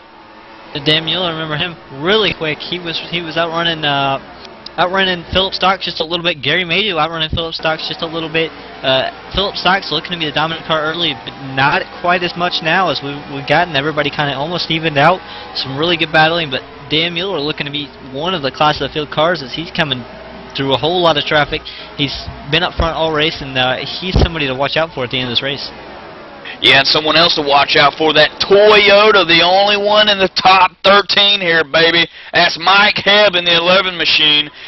He's worked himself up to the number 8 spot. We know he can get up there and battle with the biggest and baddest because he's been up there already in that number 1 spot. He's trying to get his way up there now as he's working Lane Allen in that number 15. Philip Stocks must have heard me saying that Gary Maydew able to maybe maintain with Philip Stocks because he just went right around him like he was standing still, and he's starting to drive away really quickly. I mean, it took about 1 corner for Philip Stocks to get around him as we have caution on the track. Yeah, caution out on the Speedway Indianapolis here, Dakota, trying to find out who exactly. It looked like maybe John Peggs in the number 28 spot, perhaps John way under pace here as a caution coming out in Indianapolis, working on lap 60 here, Dakota. Yeah, definitely unfortunate. We get these cautions every once in a while, and you know, it really resets the strategy of the race, and everybody's got to rethink what they're going to do, whether they're going to come down this time, whether they think they're good. But we're going to throw it down to John. Now let's cue this up, see what happened to this 01 machine, guys. He's coming into turn 3, and well, actually the caution's already out, guys. Yeah, I just saw John way under pace, that Peggs car way under pace. Not sure if he brought the caution out or if he was just checking up for it, John. I'm having a hard time getting my monitor to have the rewind opportunity here, but nonetheless, Dakota, these guys going to come down pit road here, might be for the last time, as these cars can hold 40 laps worth of gas. And Dakota, when they come past the bricks this time, they will be 40 to go. Yeah, the one guy showing that he might have a little bit more fuel or might be less concerned is that Toyota. Remember back there, Mike Hebb, the only guy, only Toyota in the top 13. The rest of these guys, we think they're 35 to 40. They are close on fuel, possibly from here. Everybody coming down. Philip Stocks leading them down. Gary Maydew following. Dan Mueller, remember him, coming up to the front. He's coming down. It's all going to be on him making a good stop. Remember, I believe at the last pit stop he had a really bad pit stop and put him back in the back. Ron Larkin, Dakota, came to a stop there in turn 4, off the track, way off pace speed, and then he's actually exited the car, so that thing might have just went out on him in the number 34 machine. Unfortunate day for him is he wasn't having too bad of a day, I do not believe, but I mean he wasn't one of the cars that we've been hearing quite a bit from as some of these cars up front, but he wasn't. You can't count anybody out here, especially here, with the way these guys are, racing for that money. I mean, anything could happen. It could be like a Daytona Nationwide race, I believe, Talladega maybe, in the NASCAR series where there's a huge wreck. Some guy just randomly gets through and wins the race. That could have been what happened. So I mean, you can't count anybody out right now. Yeah, I tell you, Dakota, I'm over here at HostaleContact.com, tonight's huge sponsor in this event. And you remember when I said they have many, many more games that they support? Yeah? Try like 50 or 60 different games, dude. They got all the different battlefields, all the way back from Battlefield Vietnam in 1942 all the way up to the Battlefield number 2, and all the Call of Duties, the Counter-Strikes, Far Cry, Doom, all kinds of stuff, dude, on here. Well, as long as you're talking about some sponsors, I'm actually going to bring up a few people we can plug, especially right now. I remember, I believe it was Robert saying he liked IndyCar, the F1, one of the two. We have something actually going on right now, I believe, at the same time as we're broadcasting this.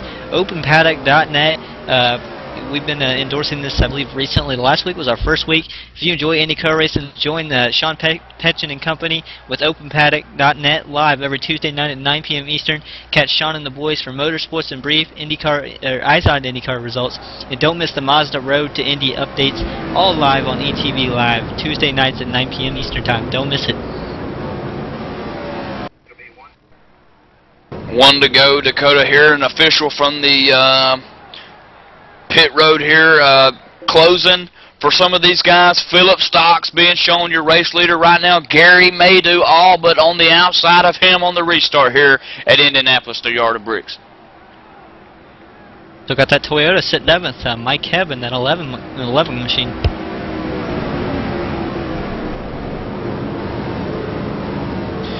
And yeah, you mentioned Hebb there, Dakota, in that Toyota. I'm telling you, the guy's got a horse under the motor, but he's going to have to horse it around Warren Peed, McKeever, Gary Cross, Mueller, and Maydew, and also Stocks. He's got a house full of flushes ahead of him.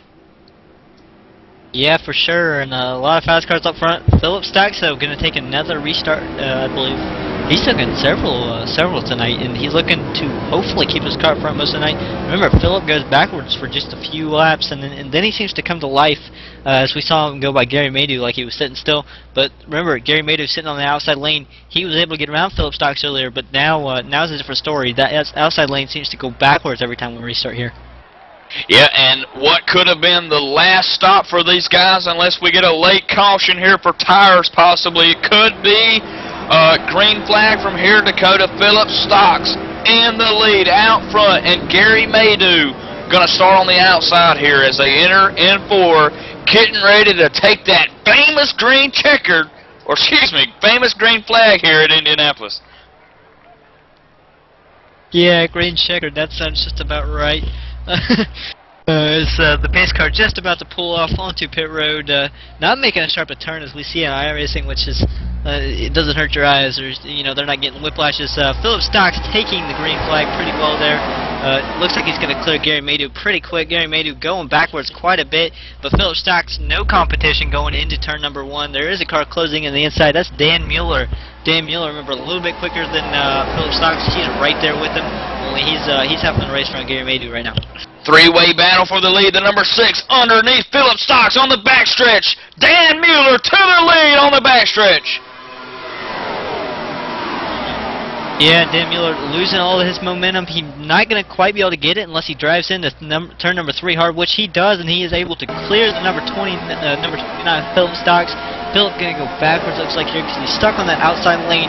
This track kind of lane dependent, really line dependent, and that's why he's falling back a little bit here. That allowed Maydew to go underneath, and also McKeever to go underneath, Dakota. Working another caution here as it looks like somebody just lost it, Dakota.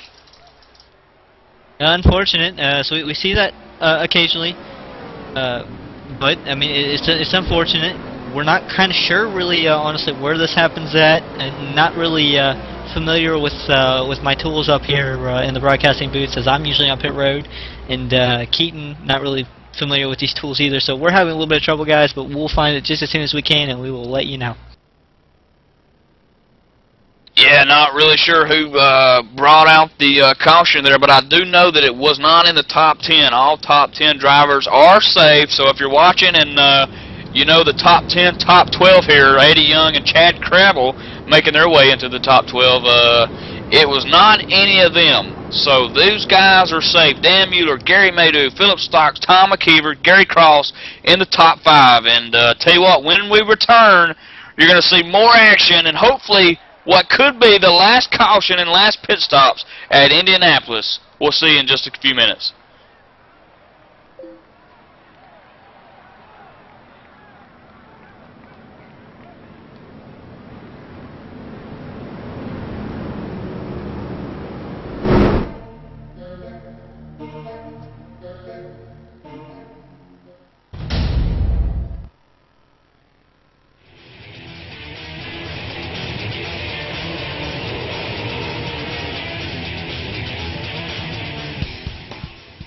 Stock Car Evolution 2012 brings the intensity, grit, and roaring sound of NASCAR to the PC and R Factor. You'll quickly find that it is a highly detailed simulation of one of the most detailed and realistic to grace the PC. Stock Car Evolution is a scratch-built stock car simulator mod for R Factor, which has been in development since 2005. It uses real-world information to develop the physics in all 3 NASCAR series, resulting in the most realistic driving experience possible.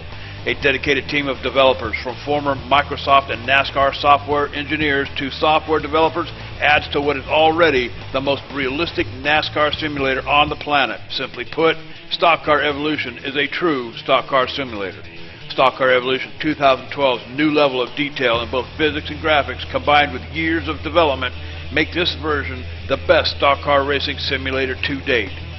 Stock Car Evolution would also like to thank all of the leagues that tested our beta versions at ESRL and provided valuable information and feedback. You can't get the thrilling sense of speed, the ever-present danger, the feel of the track, the nerves of steel required while watching it on TV. Stock Car Evolution 2012 does all that and more, offering up thrilling racing action with the realism that hardcore fans crave. Do you have what it takes? Find out at StockCarEvolution.com.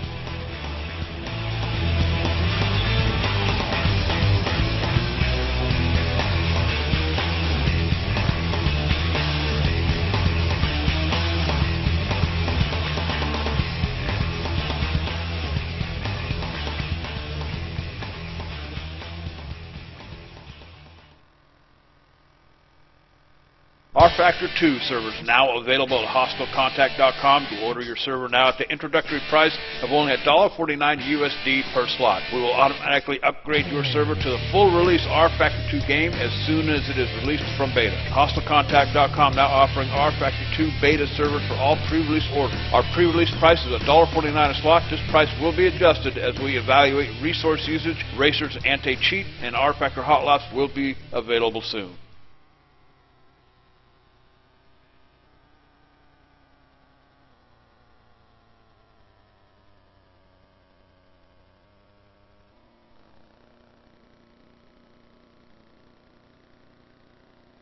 Alright, race fans, welcome back to Indianapolis Motor Speedway, where Dan Mueller is on the point.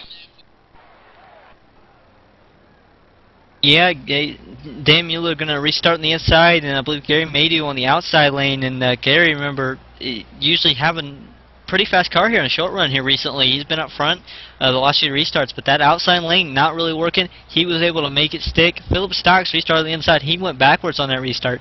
So, I mean, not really sure why Philip has so much trouble in these short runs, but, I mean, he needs a long run to be able to prevail, it seems like, Keaton. Yeah, and Mike Hebb starting 7th here underneath the number 61 machine of Warren Peed, the Australian from down under. In that Ford car there. Pete's been real tough here tonight, and but I tell you, he's got some tougher competition ahead of him.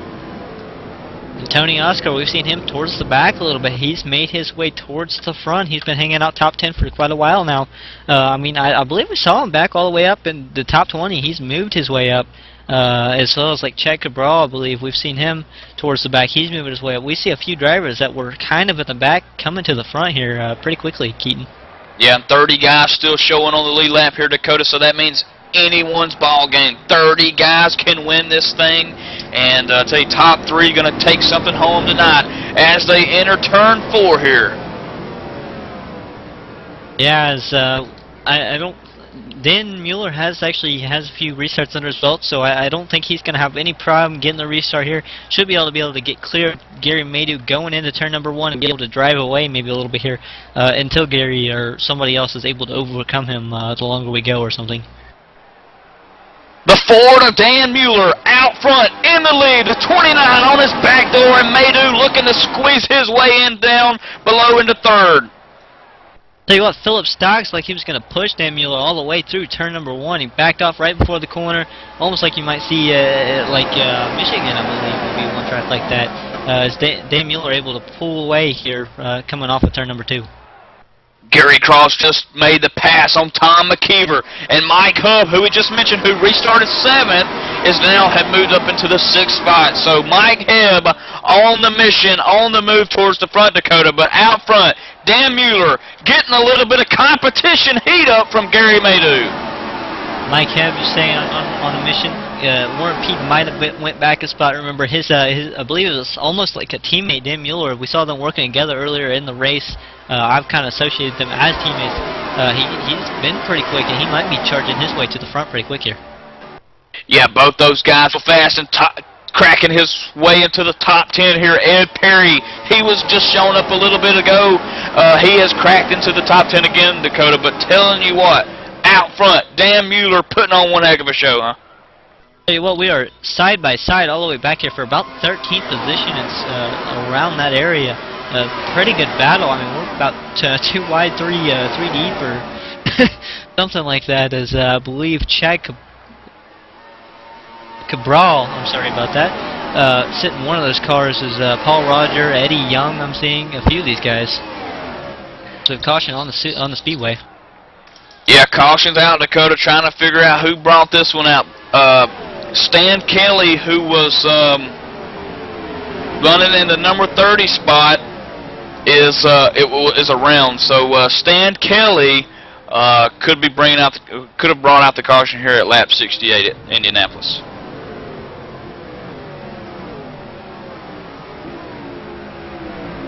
It's unfortunate. It's been a caution again. I mean, every caution we get, remember, that's a little bit more of a change in the strategy. The less laps we go, the more you're going to see drivers maybe be able to stay out.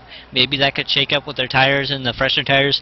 I mean, the strategy is really going to get to be something here if this sim is the way we think it is.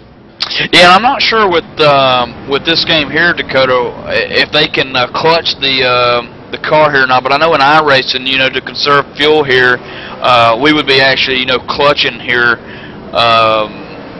to conserve the fuel. Not sure though if these guys can conserve enough to avoid pitting again. Yeah, well, honestly, for me, it's tires every time. So I would be coming down and getting my tires and getting the fuel just in case. I mean, we saw a guy's tire fall off earlier. I'm not taking any risks here. Yeah, but I tell you, the risk is rewarding. $300 for the number 1 spot tonight, $200 for the number 2 spot, and $100 coming home to the number 3rd spot. And I tell you, Dakota, all on the line here. No points, just money. Yeah, that's for sure. And no points indeed. Quite a bit of money on the line. It's sure to be a pretty good ending here. Looks like leaders are pitting, every one of them. Every car nearly on the track down pit road. Tell you what, guys, I went and got Marcin and Robert from HostileContact.com one more time, as we're going to just talk about is everybody coming down pit road here. Just thought we'd get their final opinions on the race here. Robert, how's the race looking for you? Well, I've got to be honest, it's getting even tougher to call, which is not the usual thing. As you normally draw near the end or the closing stages of a race or towards them, you kind of get a bit of an idea of who's likely to win it, but this one's getting harder and harder to call.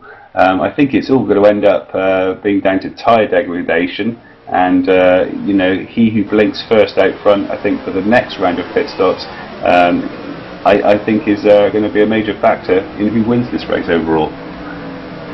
Well, you're saying it's hard to pick, so we're going to make you pick. Can you pick one driver out of the field that you think has the car to beat right now? I would have to say, in terms of how he's progressed all the way up the pack and has stayed up front for quite a while now, I would have to say Gary Madou would be my top gun. Sitting 11th right now after that pit stop. We're going to talk to Marcin real fast. Marcin, you got your eyes on anybody in particular right now? Not at the moment. Not at the moment. It's really hard to say how it will be finished. I think they're a little bit out of sequence now, aren't they? So I think we need to let things iron out over a few laps and see where everyone's sitting then. But it's been a fantastic race. Still up in the air, of course. Alright, well thank you Marcin and Robert for stopping up in the booth again with us. Hopefully we'll see one of your drivers, well Robert only want to pick a driver, we'll maybe see his driver in victory lane tonight. The big prize money being donated by these guys at HostileContact.com. Thanks again for coming and joining us tonight. Great, thanks a lot guys. Thanks a lot guys.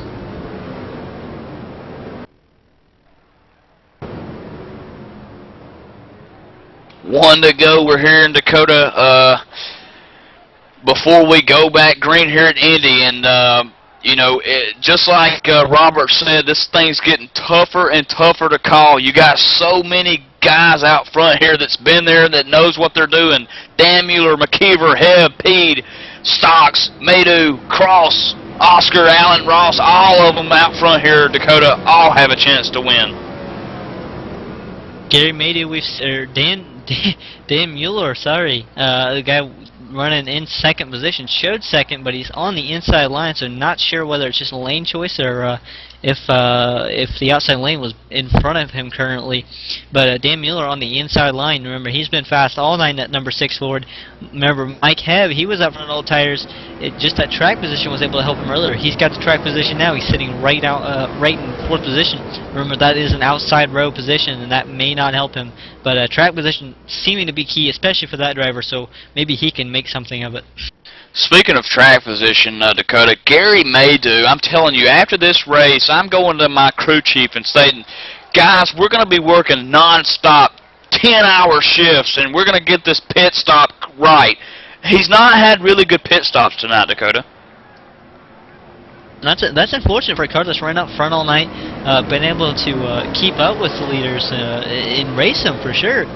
Gary Madou just having a little bit of bad luck on pit road with his guys, I'm guessing, and I mean, I wouldn't be surprised if he comes up just a little bit short and some people end up jobless after tonight. Well, it just seems like every time he pits, he goes in, you know, 1st, 2nd, or 3rd, and then he comes out like 9th, 10th, or 11th. But nonetheless, he's done it before. He can do it again. And I tell you, out front right now, Paul Berry in the number 74 machine. Tell you what, Keith, this is what we call earning the paycheck. There's Paul Perry on the outside lane of Dan Mueller going into turn number 1. Dan Mueller getting the inside line, going to get right past him, almost without a problem here, as Tom McKeever able to pull back past him. Perry going backwards in a hurry on that outside line, Keaton. Yeah, that outside line is just so dangerous. 3 wide, coming out of 2 there, Perry and a couple of others. They seem to settle it out. That's Park. Gary Madou also involved in that 3 wide action just for a second. But I tell you, out front, Dan Mueller now. Warren Peed sitting 3rd. Remember, he was marred back in traffic, but he was a contender earlier in the race. He got around Philip Stocks, who is currently sitting in the 8th position. Philip Stocks looking to be in trouble due to traffic, but Warren Peed, the opposite situation, sitting 3rd. And Mike Hebb sitting 5th. Remember, he's not too bad of a position. Terry Milford, we haven't much of him. He's sitting in the 4th position. He's just kind of hanging in there in that Chevy. I'm going to tell you something about Terry Milford here real quick in that 75 Chevrolet. He just went by Mike Hebb like he was sitting still. So Terry's been saving that car. I think this might be an interesting little race unfolding here as Terry Milford, someone whose name we have not mentioned hardly tonight, is up in the top 5 here, Dakota. Tom McKeever looking to the inside. Dan Mueller not going to get it. Dan able to get that car into the corner, muscle it in the corner. He's going to get away with that and actually pull away a little bit as Tom losing quite a bit of time trying to get around him. Looking back here in the 6th position, Chad Cabral and Gary Cross just behind him. Also, Philip Stocks, the pole sitter for tonight's event. In 8th, Gary Maydew, one of Robert's favorites to win the race tonight. In 9th, he's going to need something short of a miracle to get caught back up with Tom McKeever and Dan Mueller, who's running out front. Lane Allen all the way back in 16th. Remember, he was running up front. He was a contender. He is now being challenged by Eddie Young for the 16th position. Eddie coming on the inside. Lane just looking like he's in the wrong lane and going backwards in trouble. Pretty much single file here at Indy, 1st through 13th here. Paul Rogers making a move on Ed Perry in the 12th position here. That's changing things up a little bit as they're trying to crack themselves way into the top 10. Back up front, Dan Mueller pulling away a little bit from Tom McKeever. It's kind of like Tom might be able to get to his bumper, but he can't do anything with him. McKeever! Yeah, Dakota, the McKeever slingshot move all over Dan Mueller going into 1 there. He had some sort of run coming down into 1, Dakota. Yeah, Mueller able to get that preferred corner entry and able to hang on to that position. Tom McKeever able to get the ground. Just looks like he can't get the right line going into the corner. Looking at the position number 4 with Terry Milford, Mike Hebb working him back underneath into the number 4 spot here. But out front, lead change, Tom McKeever. Not quite yet. He almost got him. He's got Mueller to the outside lane, and that's where you want the driver to be. As they're side by side, look who's closing in. Warren Pede coming to this battle, looking like he might be able to make it a 3-wide battle here, Keaton. Yeah, Warren Pede really loving this dual side-by-side action. That's allowed him to sneak onto the back door of Mueller. But your new race leader at Indy, Tom McKeever to the front. And looking like he has a really fast car, and but Dan Mueller not going to let him go. Remember, the 6'4" Fusion been really fast all day, and I don't think he's going to be easy to get around, especially for Warren Pede. We'll keep an eye on that, but Gary Cross, meanwhile, in the 6th spot, moving up on Philip Stocks. Gary Maydew also in that group, 2 wide, coming into 3. Mike Hebb also falling in line right behind the 29 Philip Stocks, and they're trying to move to the front. Philip Stocks sitting 5th, moving in on the 75, but Terry Milford for 4th position. Warren Pede looking underneath Mueller down the front stretch here. Dakota McKeever in the lead, but Tom is coming. For sure. Yeah, okay, Tom in the lead. Warren is coming, that's for sure, Keaton. Mueller coming right back underneath Pede there, looking like he's just going to pull the crossover. That's where I was talking earlier. The driver's going to get really frustrated with that, and that's where you're going to start seeing the cautions because they're going to start driving each other really hard. As you see each other, I believe they're going to start blocking going down the straightaways. You know, they're going to move down to the bottom lane and force, if anybody's going to complete a pass, they've got to do it on the outside that way. 2 kinds of battles going on here. You got the number 1 spot, 2 and 3 spot, all battling for that number 1 spot, Dakota, but 2.5 seconds back is Terry Milford hanging all but on to that number 4 spot. Philip Stocks all over the rear end of Milford, and Hebb just behind Stocks. Yeah, and Stocks looking like he's coming in a hurry.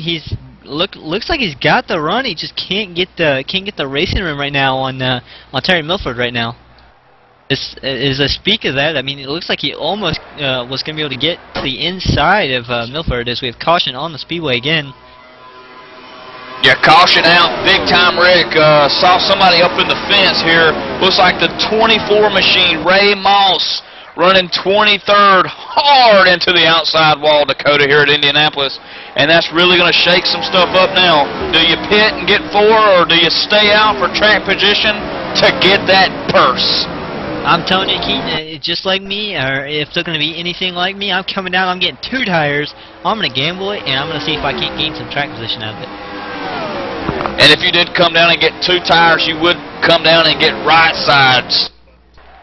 That is correct, because right sides have always, to my knowledge, worn quite a bit more than the left sides. I mean, even at Super Speedway, it's shocking how the left sides, I mean, they barely wear at all. Most tracks, the left sides are not near as bad as the right sides. And that's why the handling really is effective when you take right sides only, because there's just a little bit of wear on the left sides, and it just affects it just a little bit. But, I mean, if you were to take left sides on old right side tires, it's really going to make the car a handful. Yeah, and they're coming down the back stretch here, Dakota. I'm sure the communication and chat lines are all but tied up right now with spotters and crew chiefs. What are we going to do? McKeever out front. It's times like this that we wish we had that scanner so we can know what these teams are thinking right now. I tell you, Dakota, $300 on the line here, working lap number 78. This time by will be 79. You got to think with about 20 to go here when they take the green, that tires will probably be a factor. Probably, and you know, it's going to be 2 or 4. Now, I mean, looking at the laps left, we're looking at least maybe one more caution. I mean, everybody's been quite clean here recently, but I mean, just from the past few runs, we get like maybe a 10 or 15 lap run, we get a caution. I think this thing's going to come down to a caution the last 10 laps of the race, and so I think right now you might take 4, and if you don't come down pit road to last, or you come down to get 2, it really is a tough call right now.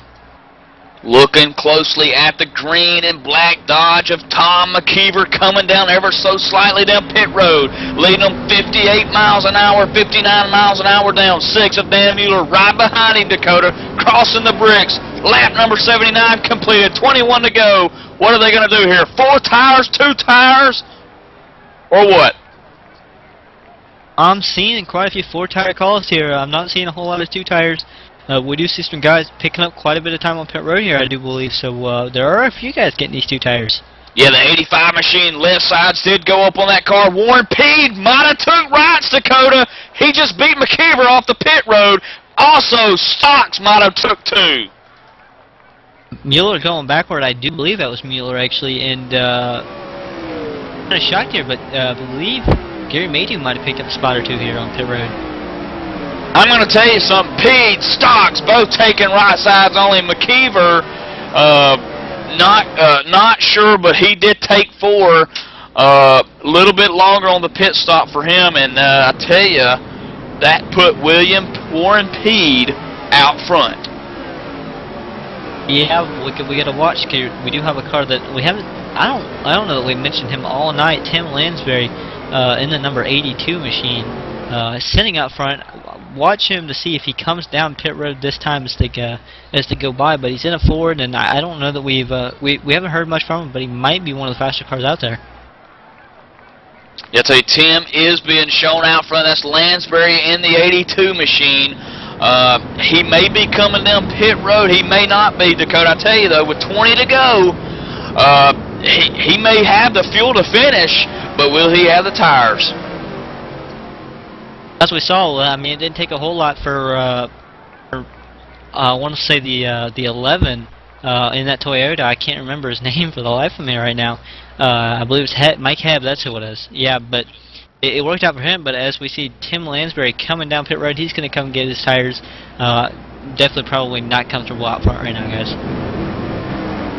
1 to go this time by, Dakota, before we take the green flag here. We're going to run you through the top 10. Warren Peed out front. Philip Stocks in the number 2 spot. Tom McKeever sitting in the 3rd position, and Cody Sears, who we haven't heard a whole lot from in the top 5, he's up in the top 5, sitting 4th. Starting 5th in the inside, Terry Milford. We've heard from him. He's got a rocket. Dan Mueller on the outside in 6th spot. Gary Cross had an up and down day, but towards the end of the day, it's been pretty far up. Sitting in 7th, he's going to be in the inside row. On the outside of him, speak of another Gary Maydew, who's been running pretty quick, and he was up there challenging for the lead not too long ago. The only Toyota up front in the top 13, Mike Hebb, starting 9th. Outside him in the number 43, Tony Oscar. Dakota on the backstretch, Warren Peed leading them down behind the pace car. Yeah, and, I mean, this is going to be intense. Coming down the last few laps, and everybody's going to race super hard. You're going to watch the outside lane, everybody up front being, or the two cars up front being on 2 tires, watching them to hope maybe spin the tires, and also got to be careful that outside lane does go backwards on the restart, so we got to watch for that. We've seen P do it time and time again, get up front, but also relieve over the position to Philip Stocks and McKeever. So we know that those guys are fast. Sears, Cody, we don't know too much about him, but he is in 4th spot. And Milford also laying some stripes and black paint all over the back door of P there when he passed him. So we know that Milford's got a rocket here too tonight, Dakota. Yeah, that's for sure. And remember, he was holding off Stocks, like we said. Stocks is in front of him now. Stocks was a little bit quicker, so we got to watch what these 2 tires might do to Philip Stocks. I mean, he might be just find the speed that he was looking for in the short run with these 2 tires. As the leader taking the green of Warren Peed, gonna clear Philip Stocks without a problem. It looks like he's gonna be able to get into turn 1 again without a problem. Yeah, Pede leading them down into turn 1. Philip Stocks on the outside. Can he get in front of McKeever? It looks like he does. Now he's working the outside door of Warren Pede here into 2, Dakota. It's like I said, those 2 tires might have been exactly what this 29 needed, and it was looking like it might have been, but Warren Pede able to clear the 29 coming out of turn 2 is going to be able to jump right in front of him in the backstretch. Might have not been enough tread on the left sides to carry the momentum through, Dakota, but tell you what, McKeever working the bottom, but Phillips still hanging up out high. Warren Pede liking this because he's able to pull away as those 2 behind him battle. Yeah, Warren Pede out front, 2/10 of a second on the front stretch here, completing lap number 82 at Indianapolis. $300 on the line. Warren Pede leads them through the bricks. Terry Milford sitting 5th. I think that's about where he restarted. Remember, that car just kind of hanging in tight. He was decently quick, and we're seeing cars back there bumping and banging just about where he's at. Dakota, $300 on the line. You got to beat and bang your way to the front. No points on the line, just respect and money here tonight, boys.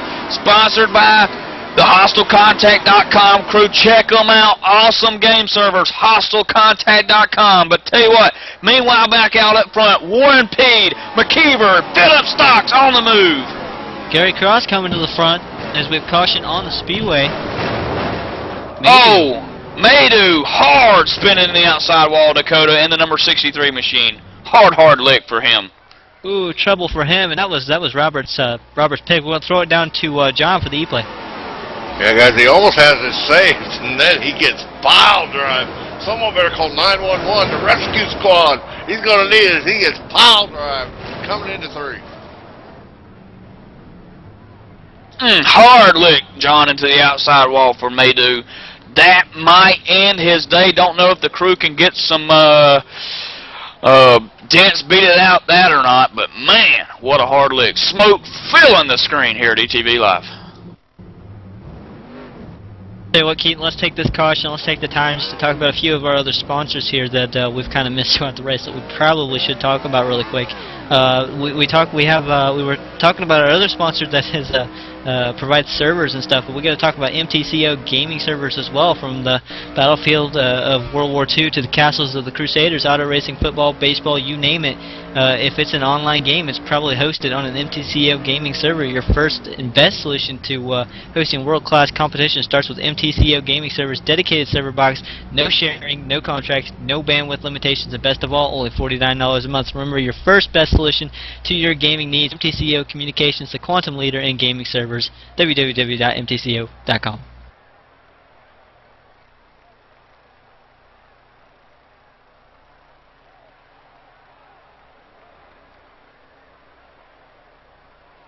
Oh man, I tell you what,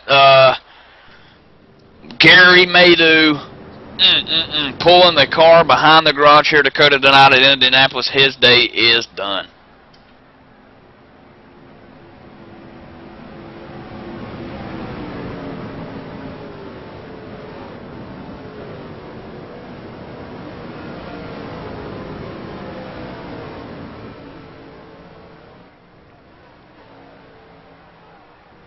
Yeah, guys, Gary Maydew's machine is really tore up.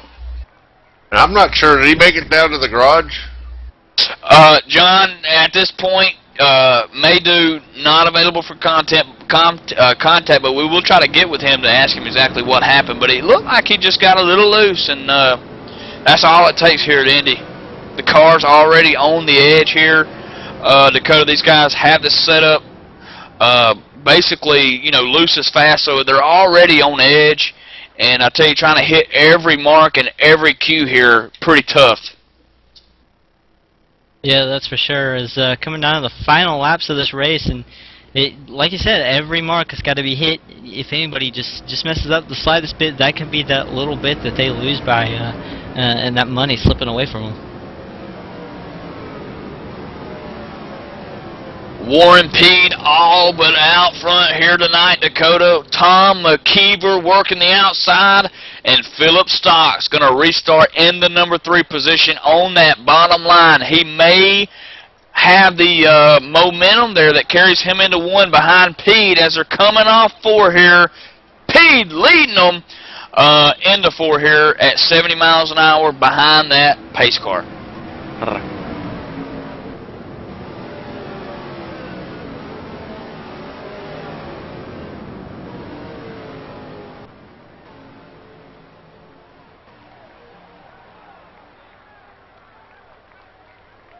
Warren Peed leading them off turn 4 here, Indianapolis. Just about 15 to go at the line, and Cody Sears going to start 4th here tonight in the number 29 machine. Look for him. Philip Stops in the number 3 spot. Can he get around Peed? They've waved the green flag off here, Dakota. They waved it off here at the last second here at the Yard of Bricks, so we're going to have one more lap here before we go back green. Yeah, Cody Sears, I've been watching him. He's been relatively quick. I mean, he's not a guy you can count out. Like I said earlier, you can't count out anybody. Anything can happen here at the Brickyard. Oh, you're exactly right. Anything's possible. Still, many cars on the lead lap here. 28 to be exact, all the way back to Todd Rollabart. He's sitting in 28th spot on the lead lap. And, hey, even Todd can get up here and win it. It's anybody's ball game at this point. Yeah, and we're watching Warren Peed. Remember, on those 2 tires, Tom McKeever, I believe, on his 4 tires. Philip Stock's going to restart on the inside. He's on 2 tires, but Tom, first car on 4 tires, going to be on the outside, so it's going to be troublesome for that machine.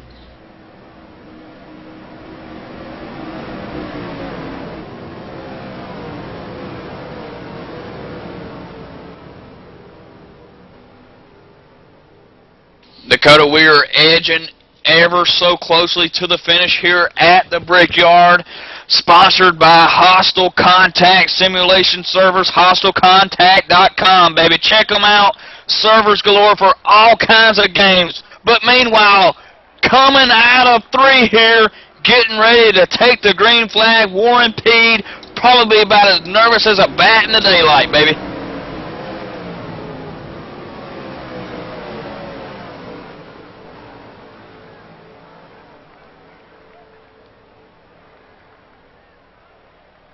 Listen to the engines roar here at Indy as these guys clutching and gunning the RPMs up. 61 machine taking the green flag here at Indianapolis Motor Speedway. Tom McKeever on the outside.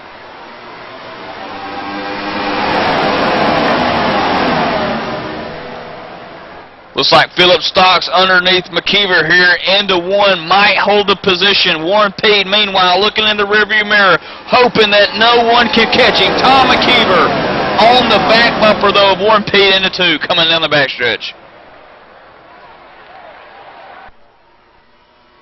Yeah, Warren Peed able to get that lead and just watch for him to hold on to it. You see him moving down the lane and a half, maybe off the bottom through the middle of the straightaway. He's trying to make sure that Tom McKeever cannot get to the inside lane before they get to the turn, so that he can hold on to that inside lane. As we have caution on the Speedway again. Caution out again here at Indianapolis, trying to find out what happened there, but I tell you, 87 laps complete here, 13 to go now, and we're looking at possibly 10-lap shootout here if we go back green. Well, I'll tell you what, guys. Actually, Batman Keaton's just complaining his mouth's getting a little dry. So we're gonna start the commercial real fast. We're gonna get back and you know, get something to drink from the buffet table and you know, maybe a tac-tac. I haven't got to see that all race yet. So I mean, it's kind of rare. I don't get to come up here much, and I like to attack that occasionally. You know. Absolutely. We will step away, but guess what, baby? We're coming right back on ETV Live.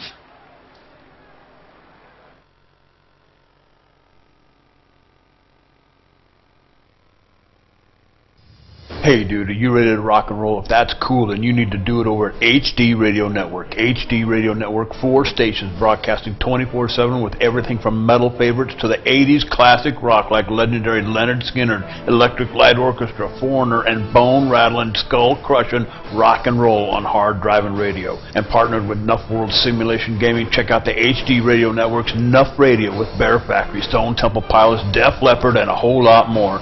HDRadioNetwork.com. Take your pick and rock your brains out, dude.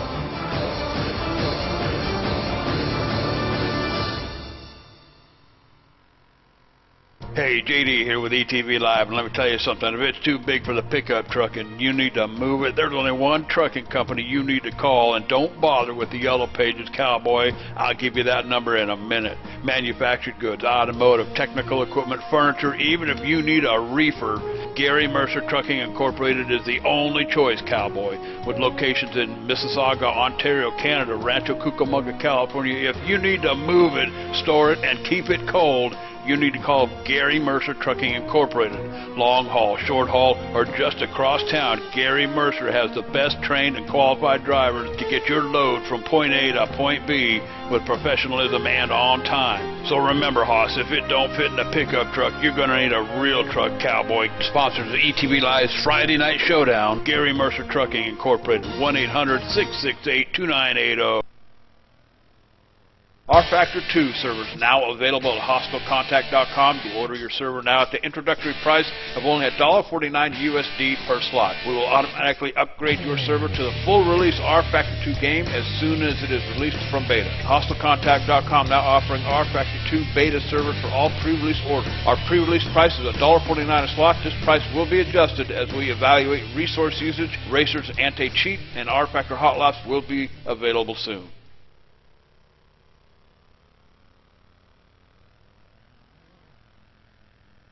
At Hostile Contact, our goal is to provide quality, reliable, and affordable game and voice-over IP servers to the online gaming community. We accommodate all the first-person shooters and role-playing games such as America's Army, Battlefield, all the releases of Call of Duty, Counter-Strike, and many more. We also provide simulation racing servers for many of the online racing games, ARCA, Live for Speed, RFAC. Professional web hosting packages are available. Billing, gaming control panels, Mohawk, Voice, Ventrilo, TeamSpeak 2 and 3, Hostile Contact. It's your only choice for game servers. HostleContact.com.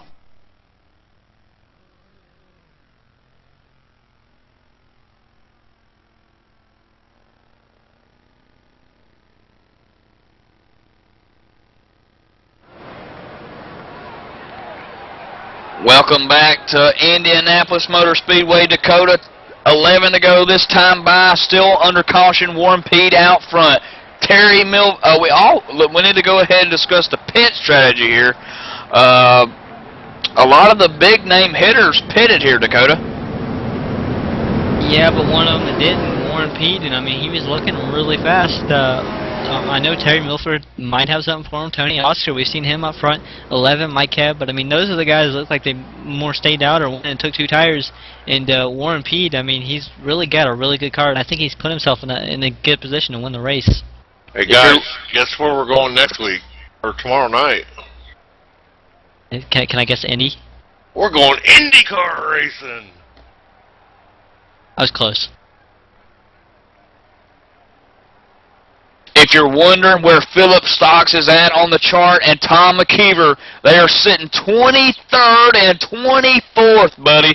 So with about 10 to go when we take the green, they got a lot of traffic to work through. And I tell you, Dakota, it's going to just get worse and worse here. Money on the line, big-time money on the line put up by HostileContact.com, sponsorship tonight. And Warren Pede out front. Yeah, I want to say that as much traffic as they have to go through, it almost looks impossible. But you know it's not. You know it's just it's going to be tough for them. But anything can happen. Like we said, it's 10 laps. It's hard to pass here, but I mean those fresh tires are going to do wonders for them. Hopefully. Yeah, they could try to work themselves away around the field, but I'm just afraid they're going to run out of laps here. Sitting that far back in the 20s, it's going to be very difficult for those guys to work themselves up through the field that quick, and not to mention that another caution could be detrimental. So, but look for Warren P., Terry Milford, Tony Oscar, Mike Heaven, Paul Rogers cracking into the top 5. Coming down the front stretch here, Dakota. Pace car going to pull off this time. Yeah, I think Warren P's in the cat dog seat. I think he made the perfect call, and I think he's basically placed him in himself in a position to win here. As he's about to take the green flag as he is out and rolling. I see a few cars dropping to the back here on this restart, but Warren P able to clear the outside lane pretty quickly there and get rolling. The Best Buy car behind him, Tony Oscar, coming out. Caution on the Speedway again, guys. It didn't even make it a lap there. Ray Moss, Dakota, taking an E-ticket ride on the roof on the front stretch here. I believe Ray was running somewhere in the midst of the 27th, 26th position. Ray Moss trying to get that car turned around here on the front stretch. But I told you a caution here is really going to be bad for those guys that did come down pit road here, Dakota. It's bad depending on whether Warren P decides to change his mind and go down pit road, or if he's going to stay out. I about can guarantee you he's going to stay out. So yeah, it's looking pretty bad for him. There is no way I would be coming down pit road, not with 10 to go. Make it probably 7 when we go back green. There's no way. No way. Warren Pede out front. Tony Oscar in the 2nd position. Terry Milford 3rd. Paul Rogers 4th. And Mike Hebb rounding out the top 5. Team Toyota sitting in the top 5. I mean, that's really good for them. I think they made a good call. They might have put themselves in a position for that one of the money spots in the top 3. Only one missing in the top 10 and top is the Dodge here, Dakota. Yeah, well, I mean we've got Team Chevy, Team Ford, Team Toyota, and Hendrick Motorsports. We don't have a Dodge. And yes, I said Hendrick Motorsports. We have, I guess, we have a Hendrick Motorsports engine package in here. So it's not Chevy. It's a Hendrick Motorsports package, which is interesting to say the least. But might as well just call it Chevy. I was about to say, there looks like there's a bow tie on the back of that number 72 machine. That's Larry Jones in the Hendrick Motorsports car there in the number 72. Running in a solid nice spot here tonight, Dakota. A lot of guys up here. We mentioned Chad Cabral earlier. Eddie Young cracked into the top 10 here. He's sitting 6th. Remember, top 3 taking some prize money home tonight with them, sponsored by no other than the HostaleContact.com. Check them out. Race servers, first-person shooter servers, all kinds of game servers that those guys got. Real nice job and nice layout there at the website. On the line, first spot, $300. In second spot, $200. And Dakota, if you finish 3rd tonight, you're going to take a Benjamin home with you, and that's a $100 bill in America. Yeah, 10-4 on that. And looking at it, how close it was, this could be a Ford sweep, and we have a Ford sitting 1. In 1st position, 2nd position, and 4th position, and if all that Ford has to do is make it 1 spot on that on the Chevy, no, actually, yeah, just make it 1 spot on the Chevy, and he could put Ford to the top 3 and prove me wrong. The pace lights are still on the car, Dakota, as we will have 1 more lap under caution here, which will put us to a total about 6-7 laps when we go green.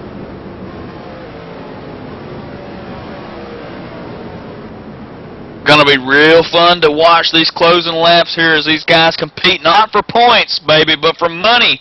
All on the line here, Dakota.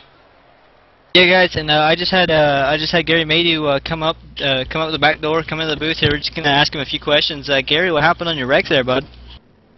Is this live? Do I have to tell the truth? The truth and nothing but the truth, so help you God, Gary.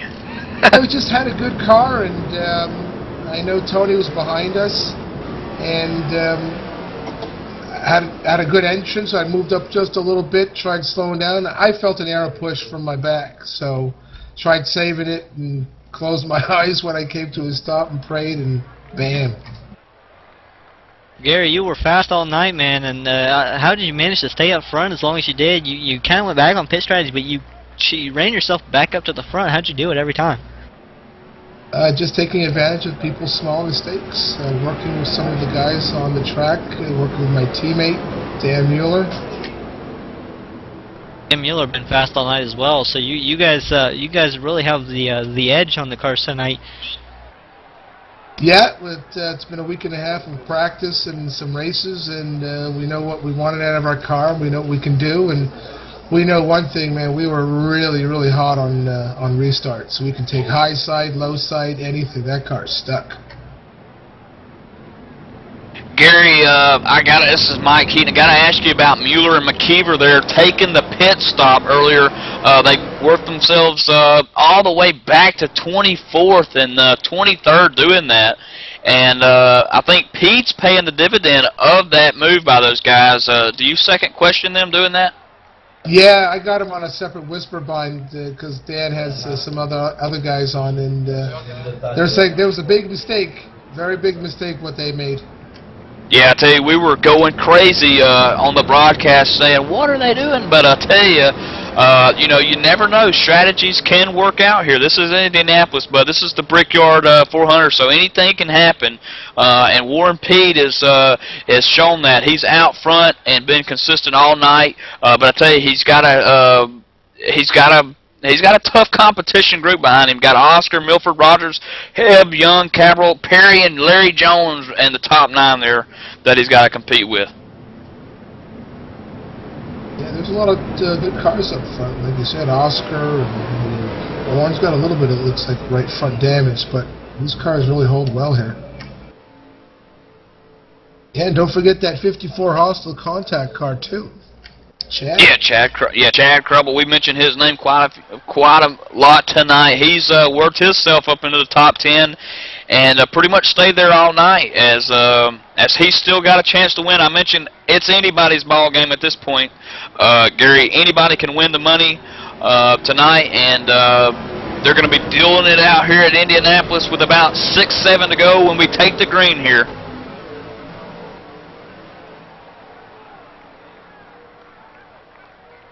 I'll tell you what, we're going to let Gary Maydew slip out the back door and go back up to the, I believe he was heading up to the spotter stands to spot for his teammate as we're about to take the green flag. So thanks for stopping by, Gary, and best of luck to your teammate there.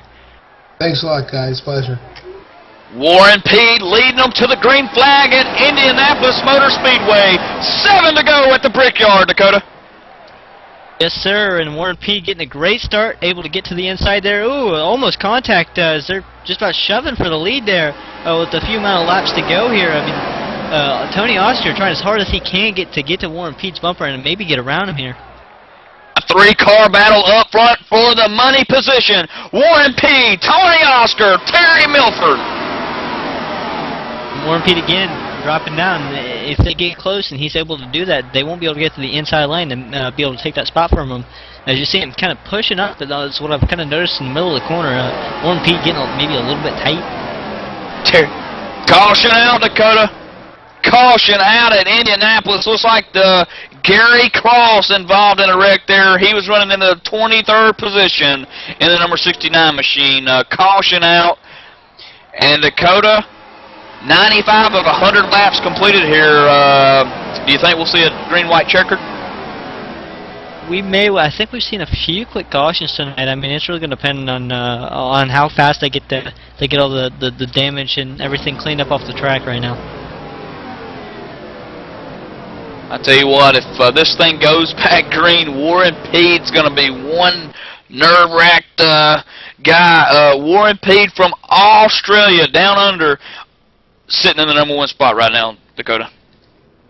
Yeah, Tony Oscar making a great comeback. I mean, it was like he came back the second half of the race and was pulling an outstanding for him at sitting second. I mean, he was going to give War and Peter a run for his money, that's for sure. I mean, looking at him going to the turn number 1, he was not giving up. Terry Milford, I mean, he came to the front. I mean, he's kind of stuck here. Really good call on his strategy part, and he's the first Chevy in the running order, and it's really a great run for him.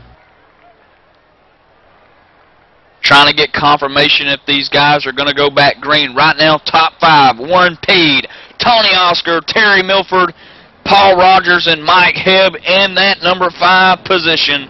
And Chad Cropperell in the HostaleContact.com Chevrolet getting it done in 6 right now, Dakota.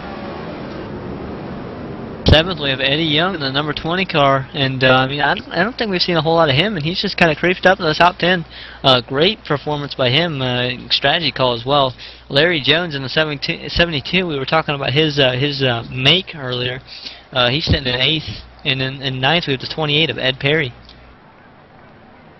If you're Warren Peed right now, Dakota, there's probably so much going through your mind right now. The money on the line, sitting in first, making sure that you get through the shifts properly, and I tell you, it's not an easy thing to do.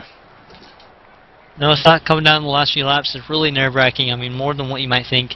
As a driver, your heart starts beating, you're getting a little nervous. I mean, everything. You got to run through a checklist in your mind and make sure you actually do it all. I mean, you can't skip one step. If you miss one thing, you're gonna lose just that much time that could cost you the win. Still no confirmation if we are going back green, but it appears that we will, and it will be just for a green-white checkered. 96 laps completed out of 100 here at the Brickyard. And Warren Peed again out front. And Tony Oscar, if we go back green, will start on the outside of Peed. Like we said, Terry Milford sitting in the 3rd position, and Paul Rogers sitting 4th. You know, it's a battle for Team Ford to get into the top 3. And you got that Toyota sitting there just kind of outside the top 5 there in 6th, Mike Hebb. We've seen Hebb lead a couple of laps tonight. We know he can get it done. If he restarts 5th, it'll put him in a good spot on the bottom, but a better spot is Terry Milford, restarting possibly in that number 3 spot. Dakota, outside's not where you want to be here at Indianapolis. You want to be on the bottom, but at the same time, you need to give that car its head. You got to get that car up high coming out of the turns, and you can't do it if someone's above you. One of the few guys we've seen make it work on the outside, I believe, was Philip Stocks, able to hang on the restart, and I believe it was we talked to him just a second ago. Gary Maydou's teammate, and that was Dan Mueller. Dan Mueller was able to hook his car up on the restart, as they were talking about with Gary Maydou. But speaking of Mr. Philip Stocks, he just cracked the top 13. He's going to be sitting 13th on this restart. He might be able to get a top 10 out of it. Yeah, and Dan Mueller's worked his way into the number 18 spot. So a couple of guys pitting there in that caution, possibly to get 4 fresh tires, maybe a little bit of gas, and who knows, put a little bit of tape on that grill. And that could have been what Dan Mueller and those guys did, Dakota, but you never know here at Indianapolis if it's going to stay green or not. So far, we don't know a whole lot about what's going on with the caution situation. I expected 1 caution in the last 10 laps, and I mean, it's put us in, you know, we've had quite a few since then, and I think we're put into a pretty good position here. Where either it's going to be checkers or wreckers. It's going to be a good finish either way here. We're getting confirmation that next lap will be 1 lap to go, so we will go back racing, fans. 1 lap, 1 try at this green-white checker, Dakota. Yeah, 1 lap, and it's gonna be a long lap, that's for sure for Warren Peed. You ain't kidding, but if I'm Warren Peed, I'm strapping that belt tighter and tighter. And I'm sure the spotter and the crew chief telling him, Peed, just don't look in the rearview mirror. Focus on what's ahead of you, and that's the $300. That's the black and white famous checkered flag. And to kiss the bricks here at Brickyard 400 would be an excellent honor for Warren Peed. I know that he's out there. He's got the car to do it. But can he hang and hold off Tony Oscar and Terry Milford? That's a good question, and it's going to be something It's something easier said than done, that's for sure. And that's what's going through Warren Pede's mind right now. It's a good question, Dakota, and it will be answered relatively quicker here as they're getting ready to take the green flag here. 2 to go at Indianapolis Motor Speedway. Warren Pede takes the green flag. Watching to see how good of a restart he gets here as he is rolling. Not sure. We got to see if he's going to be able to clear that outside lane. And it looks like he might have cleared that outside lane relatively quickly, like he did last time. And Tony Oscar able to get to his bumper pretty quick, but not sure if he can do anything with him. As in the closing laps here, Tony's got to drive the wheels off that thing and drive it in deep. He's going to do whatever he can to make up those spots without losing spots behind him. As they're coming behind him, I believe Paul Rogers and another Team 4 driver just took over the spot from Tony Oscar. That is Team 4 saying 1, 2, 3 right now. Paul Rogers coming out of nowhere to take the spot over Tony Oscar in the number 43 down the backstretch into 3 here. Paul Rogers trying to close the gap on 61 machine, looking high. Too wide back there with Team Chevy. Terry Milford coming underneath Tony Oscar. Tony Oscar kind of pinned out in a bad spot. Oh! Caution, Dakota, on the speedway. Tony Oscar almost loses it, but the caution flag is out. Dan Mueller might have been involved in that. And I don't think this one's over, Dakota. They might get a shot at a green-white checkered. We're trying to get confirmation, folks. Just hang on to your water bottles. We're trying to get confirmation if we're going to have a green-white checkered. But right now, your top 3 as they stand, Warren Pede, Paul Rogers putting the move on the number 75 machine of Terry Milford. Wow, Keaton, what a race! This is intense. It's really a really good race. It really is, Dakota, and I tell you, still trying to get confirmation on the green-white checkered, and we're just being told that it is 1 green-white checkered attempt, Dakota. So we will go back green here. It gives we have kind of a shake up here with Tony Oscar going backwards. We have a Ford, 2 Fords, and then 2 Chevys, and that's kind of a battle of the makes right there. But Paul Rogers, we got to see if he's got anything for Warren Pede. Terry Milford's still there. Chad Cabral, he wasn't there earlier. He's there now. This is going to be an interesting race here, Keaton. It really is, and I love the green-white checkered. And if I'm Warren Pede right now, I'm thinking, oh, why did they invent the green-white checkered? I could have won the race under caution, but I tell you, Warren Pede probably nonetheless more happy to put this one back under green and win it under green flag conditions. But Paul Rogers, I'm telling you, he made a move on Terry Milford, and it looked pretty solid. I don't know about him wanting to win under green flag conditions. Either way, he's going to be $300 richer. But if it comes easier, it's still a win, and he's still getting quite a bit of money out of it. Absolutely, these guys getting money's on the line for the top 3 here as they stand. Again, top 5 here, Dakota. Warren Pede, Paul Rogers in 2nd, Terry Milford in 3rd, Chad Cabral in 4th, Mike Hebb 5th. And Dakota, if I'm Terry Milford here, Paul Rogers just put one heck of a move on me to pass me, but it might have helped Terry out here. He's going to restart 3rd. Yeah, and that outside lane goes backwards, so it's all going to be on whether that Ford can stick on the outside like they could do it earlier. I mean, the team of Fords that were up there earlier could do it relatively well, and it's going to be interesting to say the least. Yeah, I tell you, Paul Rogers starting 2nd is going to need the restart of his life on the outside. He's got to stay with Pete, nose to nose, coming down the backstretch. He's got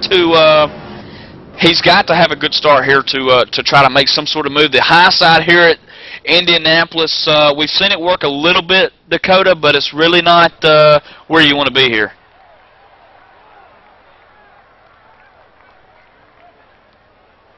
Hey, Keaton, I just working on getting somebody else in the back door that just kind of wrecked out. He ran into a little bit of trouble back there, but he was fast all night. We've been talking about him. We've been using him as a benchmark about the outside lane on the restarts. Dan Mueller, how'd you do it, bud? Well, I've been better. I'll say that. Dan, I'm going to tell you something. You looked real sharp earlier on in the race, midway through, and even towards the end. But take us back through the mishap of pitting there with about 15-20 to go. Yeah, there was only about 10 to go, I think, and I saw them 3 guys go in front of me, and they were part of my main competition, and I thought, well, I better go in and get some tires. And we were thinking that other people were going to pit, and nobody did. That ruined the race right there. There was no way coming back from that. Yeah, we were talking and discussing about if you did it, you needed something short of a Miracle U and stops there, both taking that pit road lane there, and kind of baffled all of us commentators up here. But nonetheless, Pete stayed out, and it's paying off for him. He's in the #1 spot, but I tell you, he's got Paul Rogers starting on the outside. He just made one heck of a move on Terry Milford, and Milford's going to restart third here. Got anybody that you think can do it tonight here? Well, I think Warren, if I know Warren, he'll defend pretty hard. I don't know if Paul's got anything for him, especially starting on the outside. Like you said, I had a good car on the outside on the restarts, but I don't know if Paul's got anything. So we'll see. I don't think anybody behind him can keep up with him.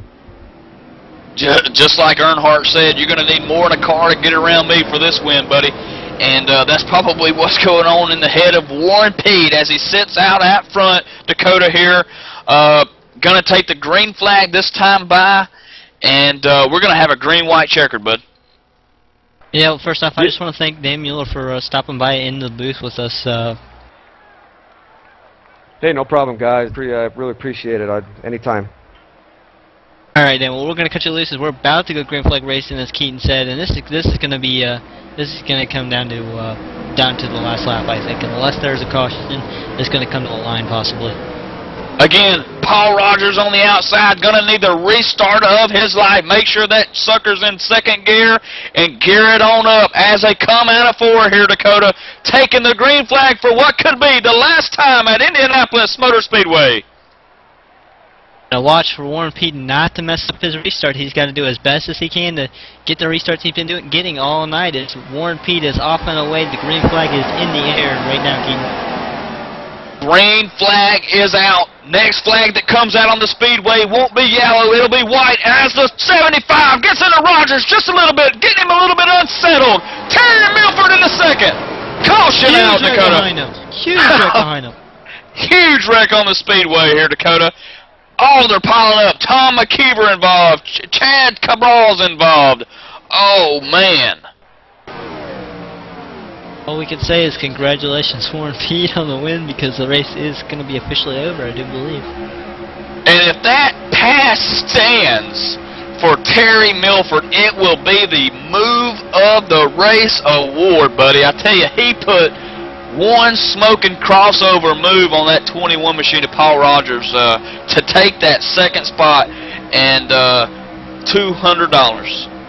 And looks like Warren Pete, though, is unofficially the race winner.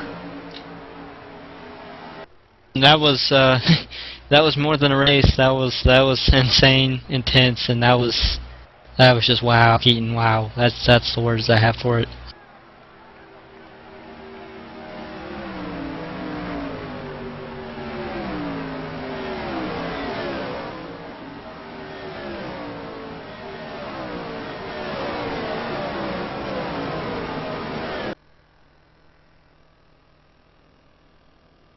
Dakota, we are on an extended lap here, 103 of 104. I believe it will be officially over when they cross the bricks. And kissing those bricks tonight, Warren Pete in the Ford, number 61 Stanley car. That's the Stanley Tools car, not Stanley Steamer. But although he may need some Stanley Steamer, he's probably throwing up all over the cockpit, so nervous. But I tell you, that Ford Fusion looks really sharp tonight. So I tell you what, Keith, does this now look familiar? Who won? Who was it that won last night? And I believe his fault sponsor is DeWalt Tools. I believe, just like that. Yeah, that was Chad Cole in the Real Sim Racing League, and another DeWalt Fusion doing it again tonight. Here, I tell you, Warren Pete stayed out on the last caution. that so many went down pit road and take 4 tires on Dakota and paid off for Mr. P tonight. Yeah, that was, to say the least, an interesting call. As you've seen him fake it 3 or 4 times now. He faked it again right there. But that's really just an amazing win. A great call by that team, and I can't wait to hear what they have to say about it. Warren Peed gonna win it at Indianapolis Motor Speedway under caution. William Peed, $300 richer tonight, but I tell you, Terry Milford finishing second, going to be $200 richer, and Paul Rogers putting on one heck of a show for third. He'll be $100 richer, and guys, I'll give you my PayPal account after the race. Yeah, don't forget that you poked them with that already, right? Oh man, I tell you, Dakota, what a awesome race tonight. The green-white checker was an incredible opportunity to watch another exciting finish here. It did end under caution, but I tell you, well-deserved win for Warren Peed. Yeah, very well deserved, very well drove, and very well strategized. Great crew chief on that car, great spotter, great driver. I mean, you have to hand it to the driver. He drove the wheels off that thing all day. We talked about him earlier in the race, getting caught in traffic, going to the back, getting kind of stuck back there. But in the end, he knew what to do, and it paid off for him.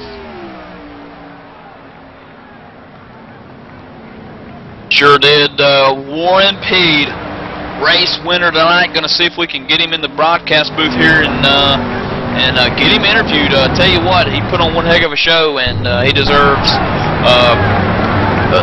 the win here tonight. Yeah, watching him burn the tires down here. But I think we're going to throw it to commercial break, get everybody lined up with our interviews, and we'll be right back.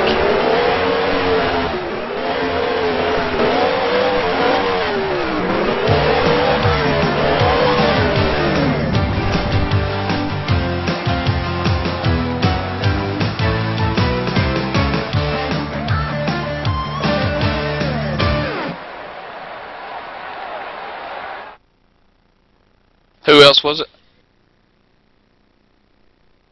At Hostile Contact, our goal is to provide quality, reliable, and affordable game and voice-over IP service to the online gaming community. We accommodate all the first-person shooters and role-playing games such as America's Army, Battlefield, all the releases of Call of Duty, Counter-Strike, and many more. We also provide simulation racing servers for many of the online racing games. ARCA, Live for Speed, RFAC, professional web hosting packages are available. Billing, gaming control panels, Mohawk, Voice, Ventrilo, TeamSpeak, 2 and 3, Hostile Contact. It's your only choice for game servers. HostileContact.com.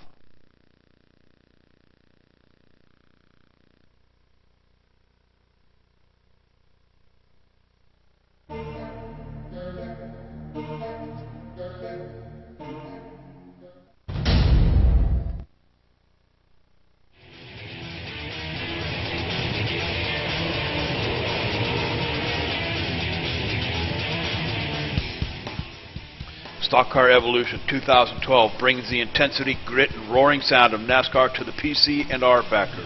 You'll quickly find that it is a highly detailed simulation of one of the most detailed and realistic to grace the PC. Stock Car Evolution is a scratch-built stock car simulator mod for R Factor, which has been in development since 2005. It uses real-world information to develop the physics in all 3 NASCAR series, resulting in the most realistic driving experience possible. A dedicated team of developers from former Microsoft and NASCAR software engineers to software developers adds to what is already the most realistic NASCAR simulator on the planet. Simply put, Stock Car Evolution is a true stock car simulator. Stock Car Evolution 2012's new level of detail in both physics and graphics, combined with years of development, make this version the best stock car racing simulator to date. Stock Car Evolution would also like to thank all of the leagues that tested our beta versions at ESRL and provided valuable information and feedback. You can't get the thrilling sense of speed, the ever-present danger, the feel of the track, the nerves of steel required while watching it on TV. Stock Car Evolution 2012 does all that and more, offering up thrilling racing action with the realism that hardcore fans crave. Do you have what it takes? Find out at StockCarEvolution.com.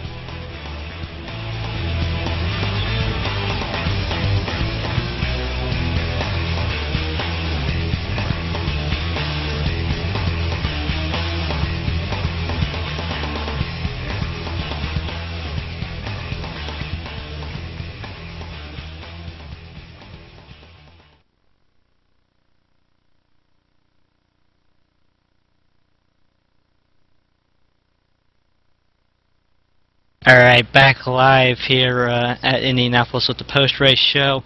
I just caught up with Paul Rogers in the number 21. Paul, man, sitting second is some insane pass, some insane moves happening under this last few runs. How did you manage to bring it home third? Well, I seen it coming up on me out of turn one, I guess it was, and I wanted to give him room so we could finish this race. So. Then the caution came out, and that was about the end of the race right there. Were you kind of disappointed with the amount of cautions, or did you kind of expect that with the amount of money that was on the line? I wish it would have went the last 20-some laps would have been a little better, but yeah, everybody was jockeying for position. I don't know why Lane and Phil pitted there because they were the class of the field, but everybody was trying to get to the top three, I'm sure. And how does it feel to be $100 richer? Real good right now. I'm a little tired, and it was a long race. Well, who all made it happen for you tonight? My set was created by my teammate Greg Kirk. I think my nephew Kyle Rogers is still watching. He hang with me all night here, so like a shout out to him. ESRL and SCE was a great. I hope it was a great show to watch. Oh, it sure was. I know you have it from your third place finisher. We're going to throw it even further down pit road to Batman Keaton, who's caught up with Terry Milford, I believe.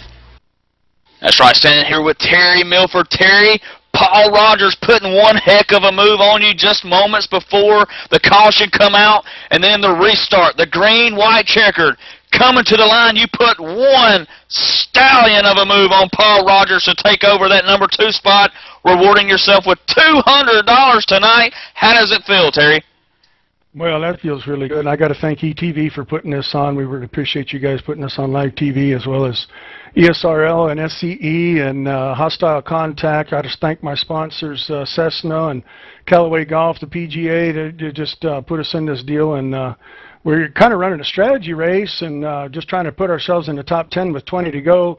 Some of the practice races through the week, we realized there's probably going to be quite a few cautions, and so we come in with 20 to go and got 4 and filled her up with gas, and we just said we ain't going to see pit road no more. So just, you know, luck kind of came our way, and Tony Oster kind of went high there on that second to the last start, and Paul got me on that start. I was looking down and I hit the wrong button and hit my brake bias and didn't realize it went green, but then we got that last yellow flag, and I was just determined I was going to stay right on Warren Pease, and congratulations to Warren. He's a great racer, and he really deserved that win tonight. Well said, Terry. And with that said and in mind, Warren Peed. Warren, $300 richer tonight from the Down Unders of Australia. Warren Peed winning the Indianapolis 400 at Indianapolis Motor Speedway. Warren, how does it feel, bud? Woo-hoo-hoo! Feels magnificent, mate. Thanks for putting this show on. Thanks to ETV and Hostile Contact for hosting the show. Of course, we have to thank ESRL and the SCE development team, Joel Brown and his cronies, because they gave us a magnificent mod to race. And of course, Mike Schreiner, Gary Madu, and Ray Chandonnet from the admin area. Once again, magnificent job. During the race itself, I'd like to thank Terry and Paul for racing me clean in those last couple of restarts. It was a great finish. Tell you what, Warren, some of the guys that been running up front all night pitting, you faking some of them out maybe could be the root of the issue that they pitted, but nonetheless, Warren Peed winning tonight's race, sponsored by HostileContact.com, $300 richer. And Warren, I tell you, fabulous job out there. You had the car to beat. You put it in the position, and you fended off Terry Milford there and Paul Rogers on the green-white checkered. I know you're pumped, and tell you what, man, congratulations again on your win. Thank you, mate. There's one person I forgot to thank. That was Mike Kuhn. Mike Kuhn is the guy that gave me the setup for the start of the week to work on, and that guy really is Mike the mechanic. The way that he sets cars up is absolutely beautiful. Very well said, Warren. And Exactly. I mean, it just takes more than just the driver to get it done. You got to have the guy to set the car up, of course, and other things that happen, the sponsors and this, that, and the other. So, again, well said, Warren P., Terry Milford, Paul Rogers, and all the crew here at ETV Live. Thanks for joining. We'll see you next time.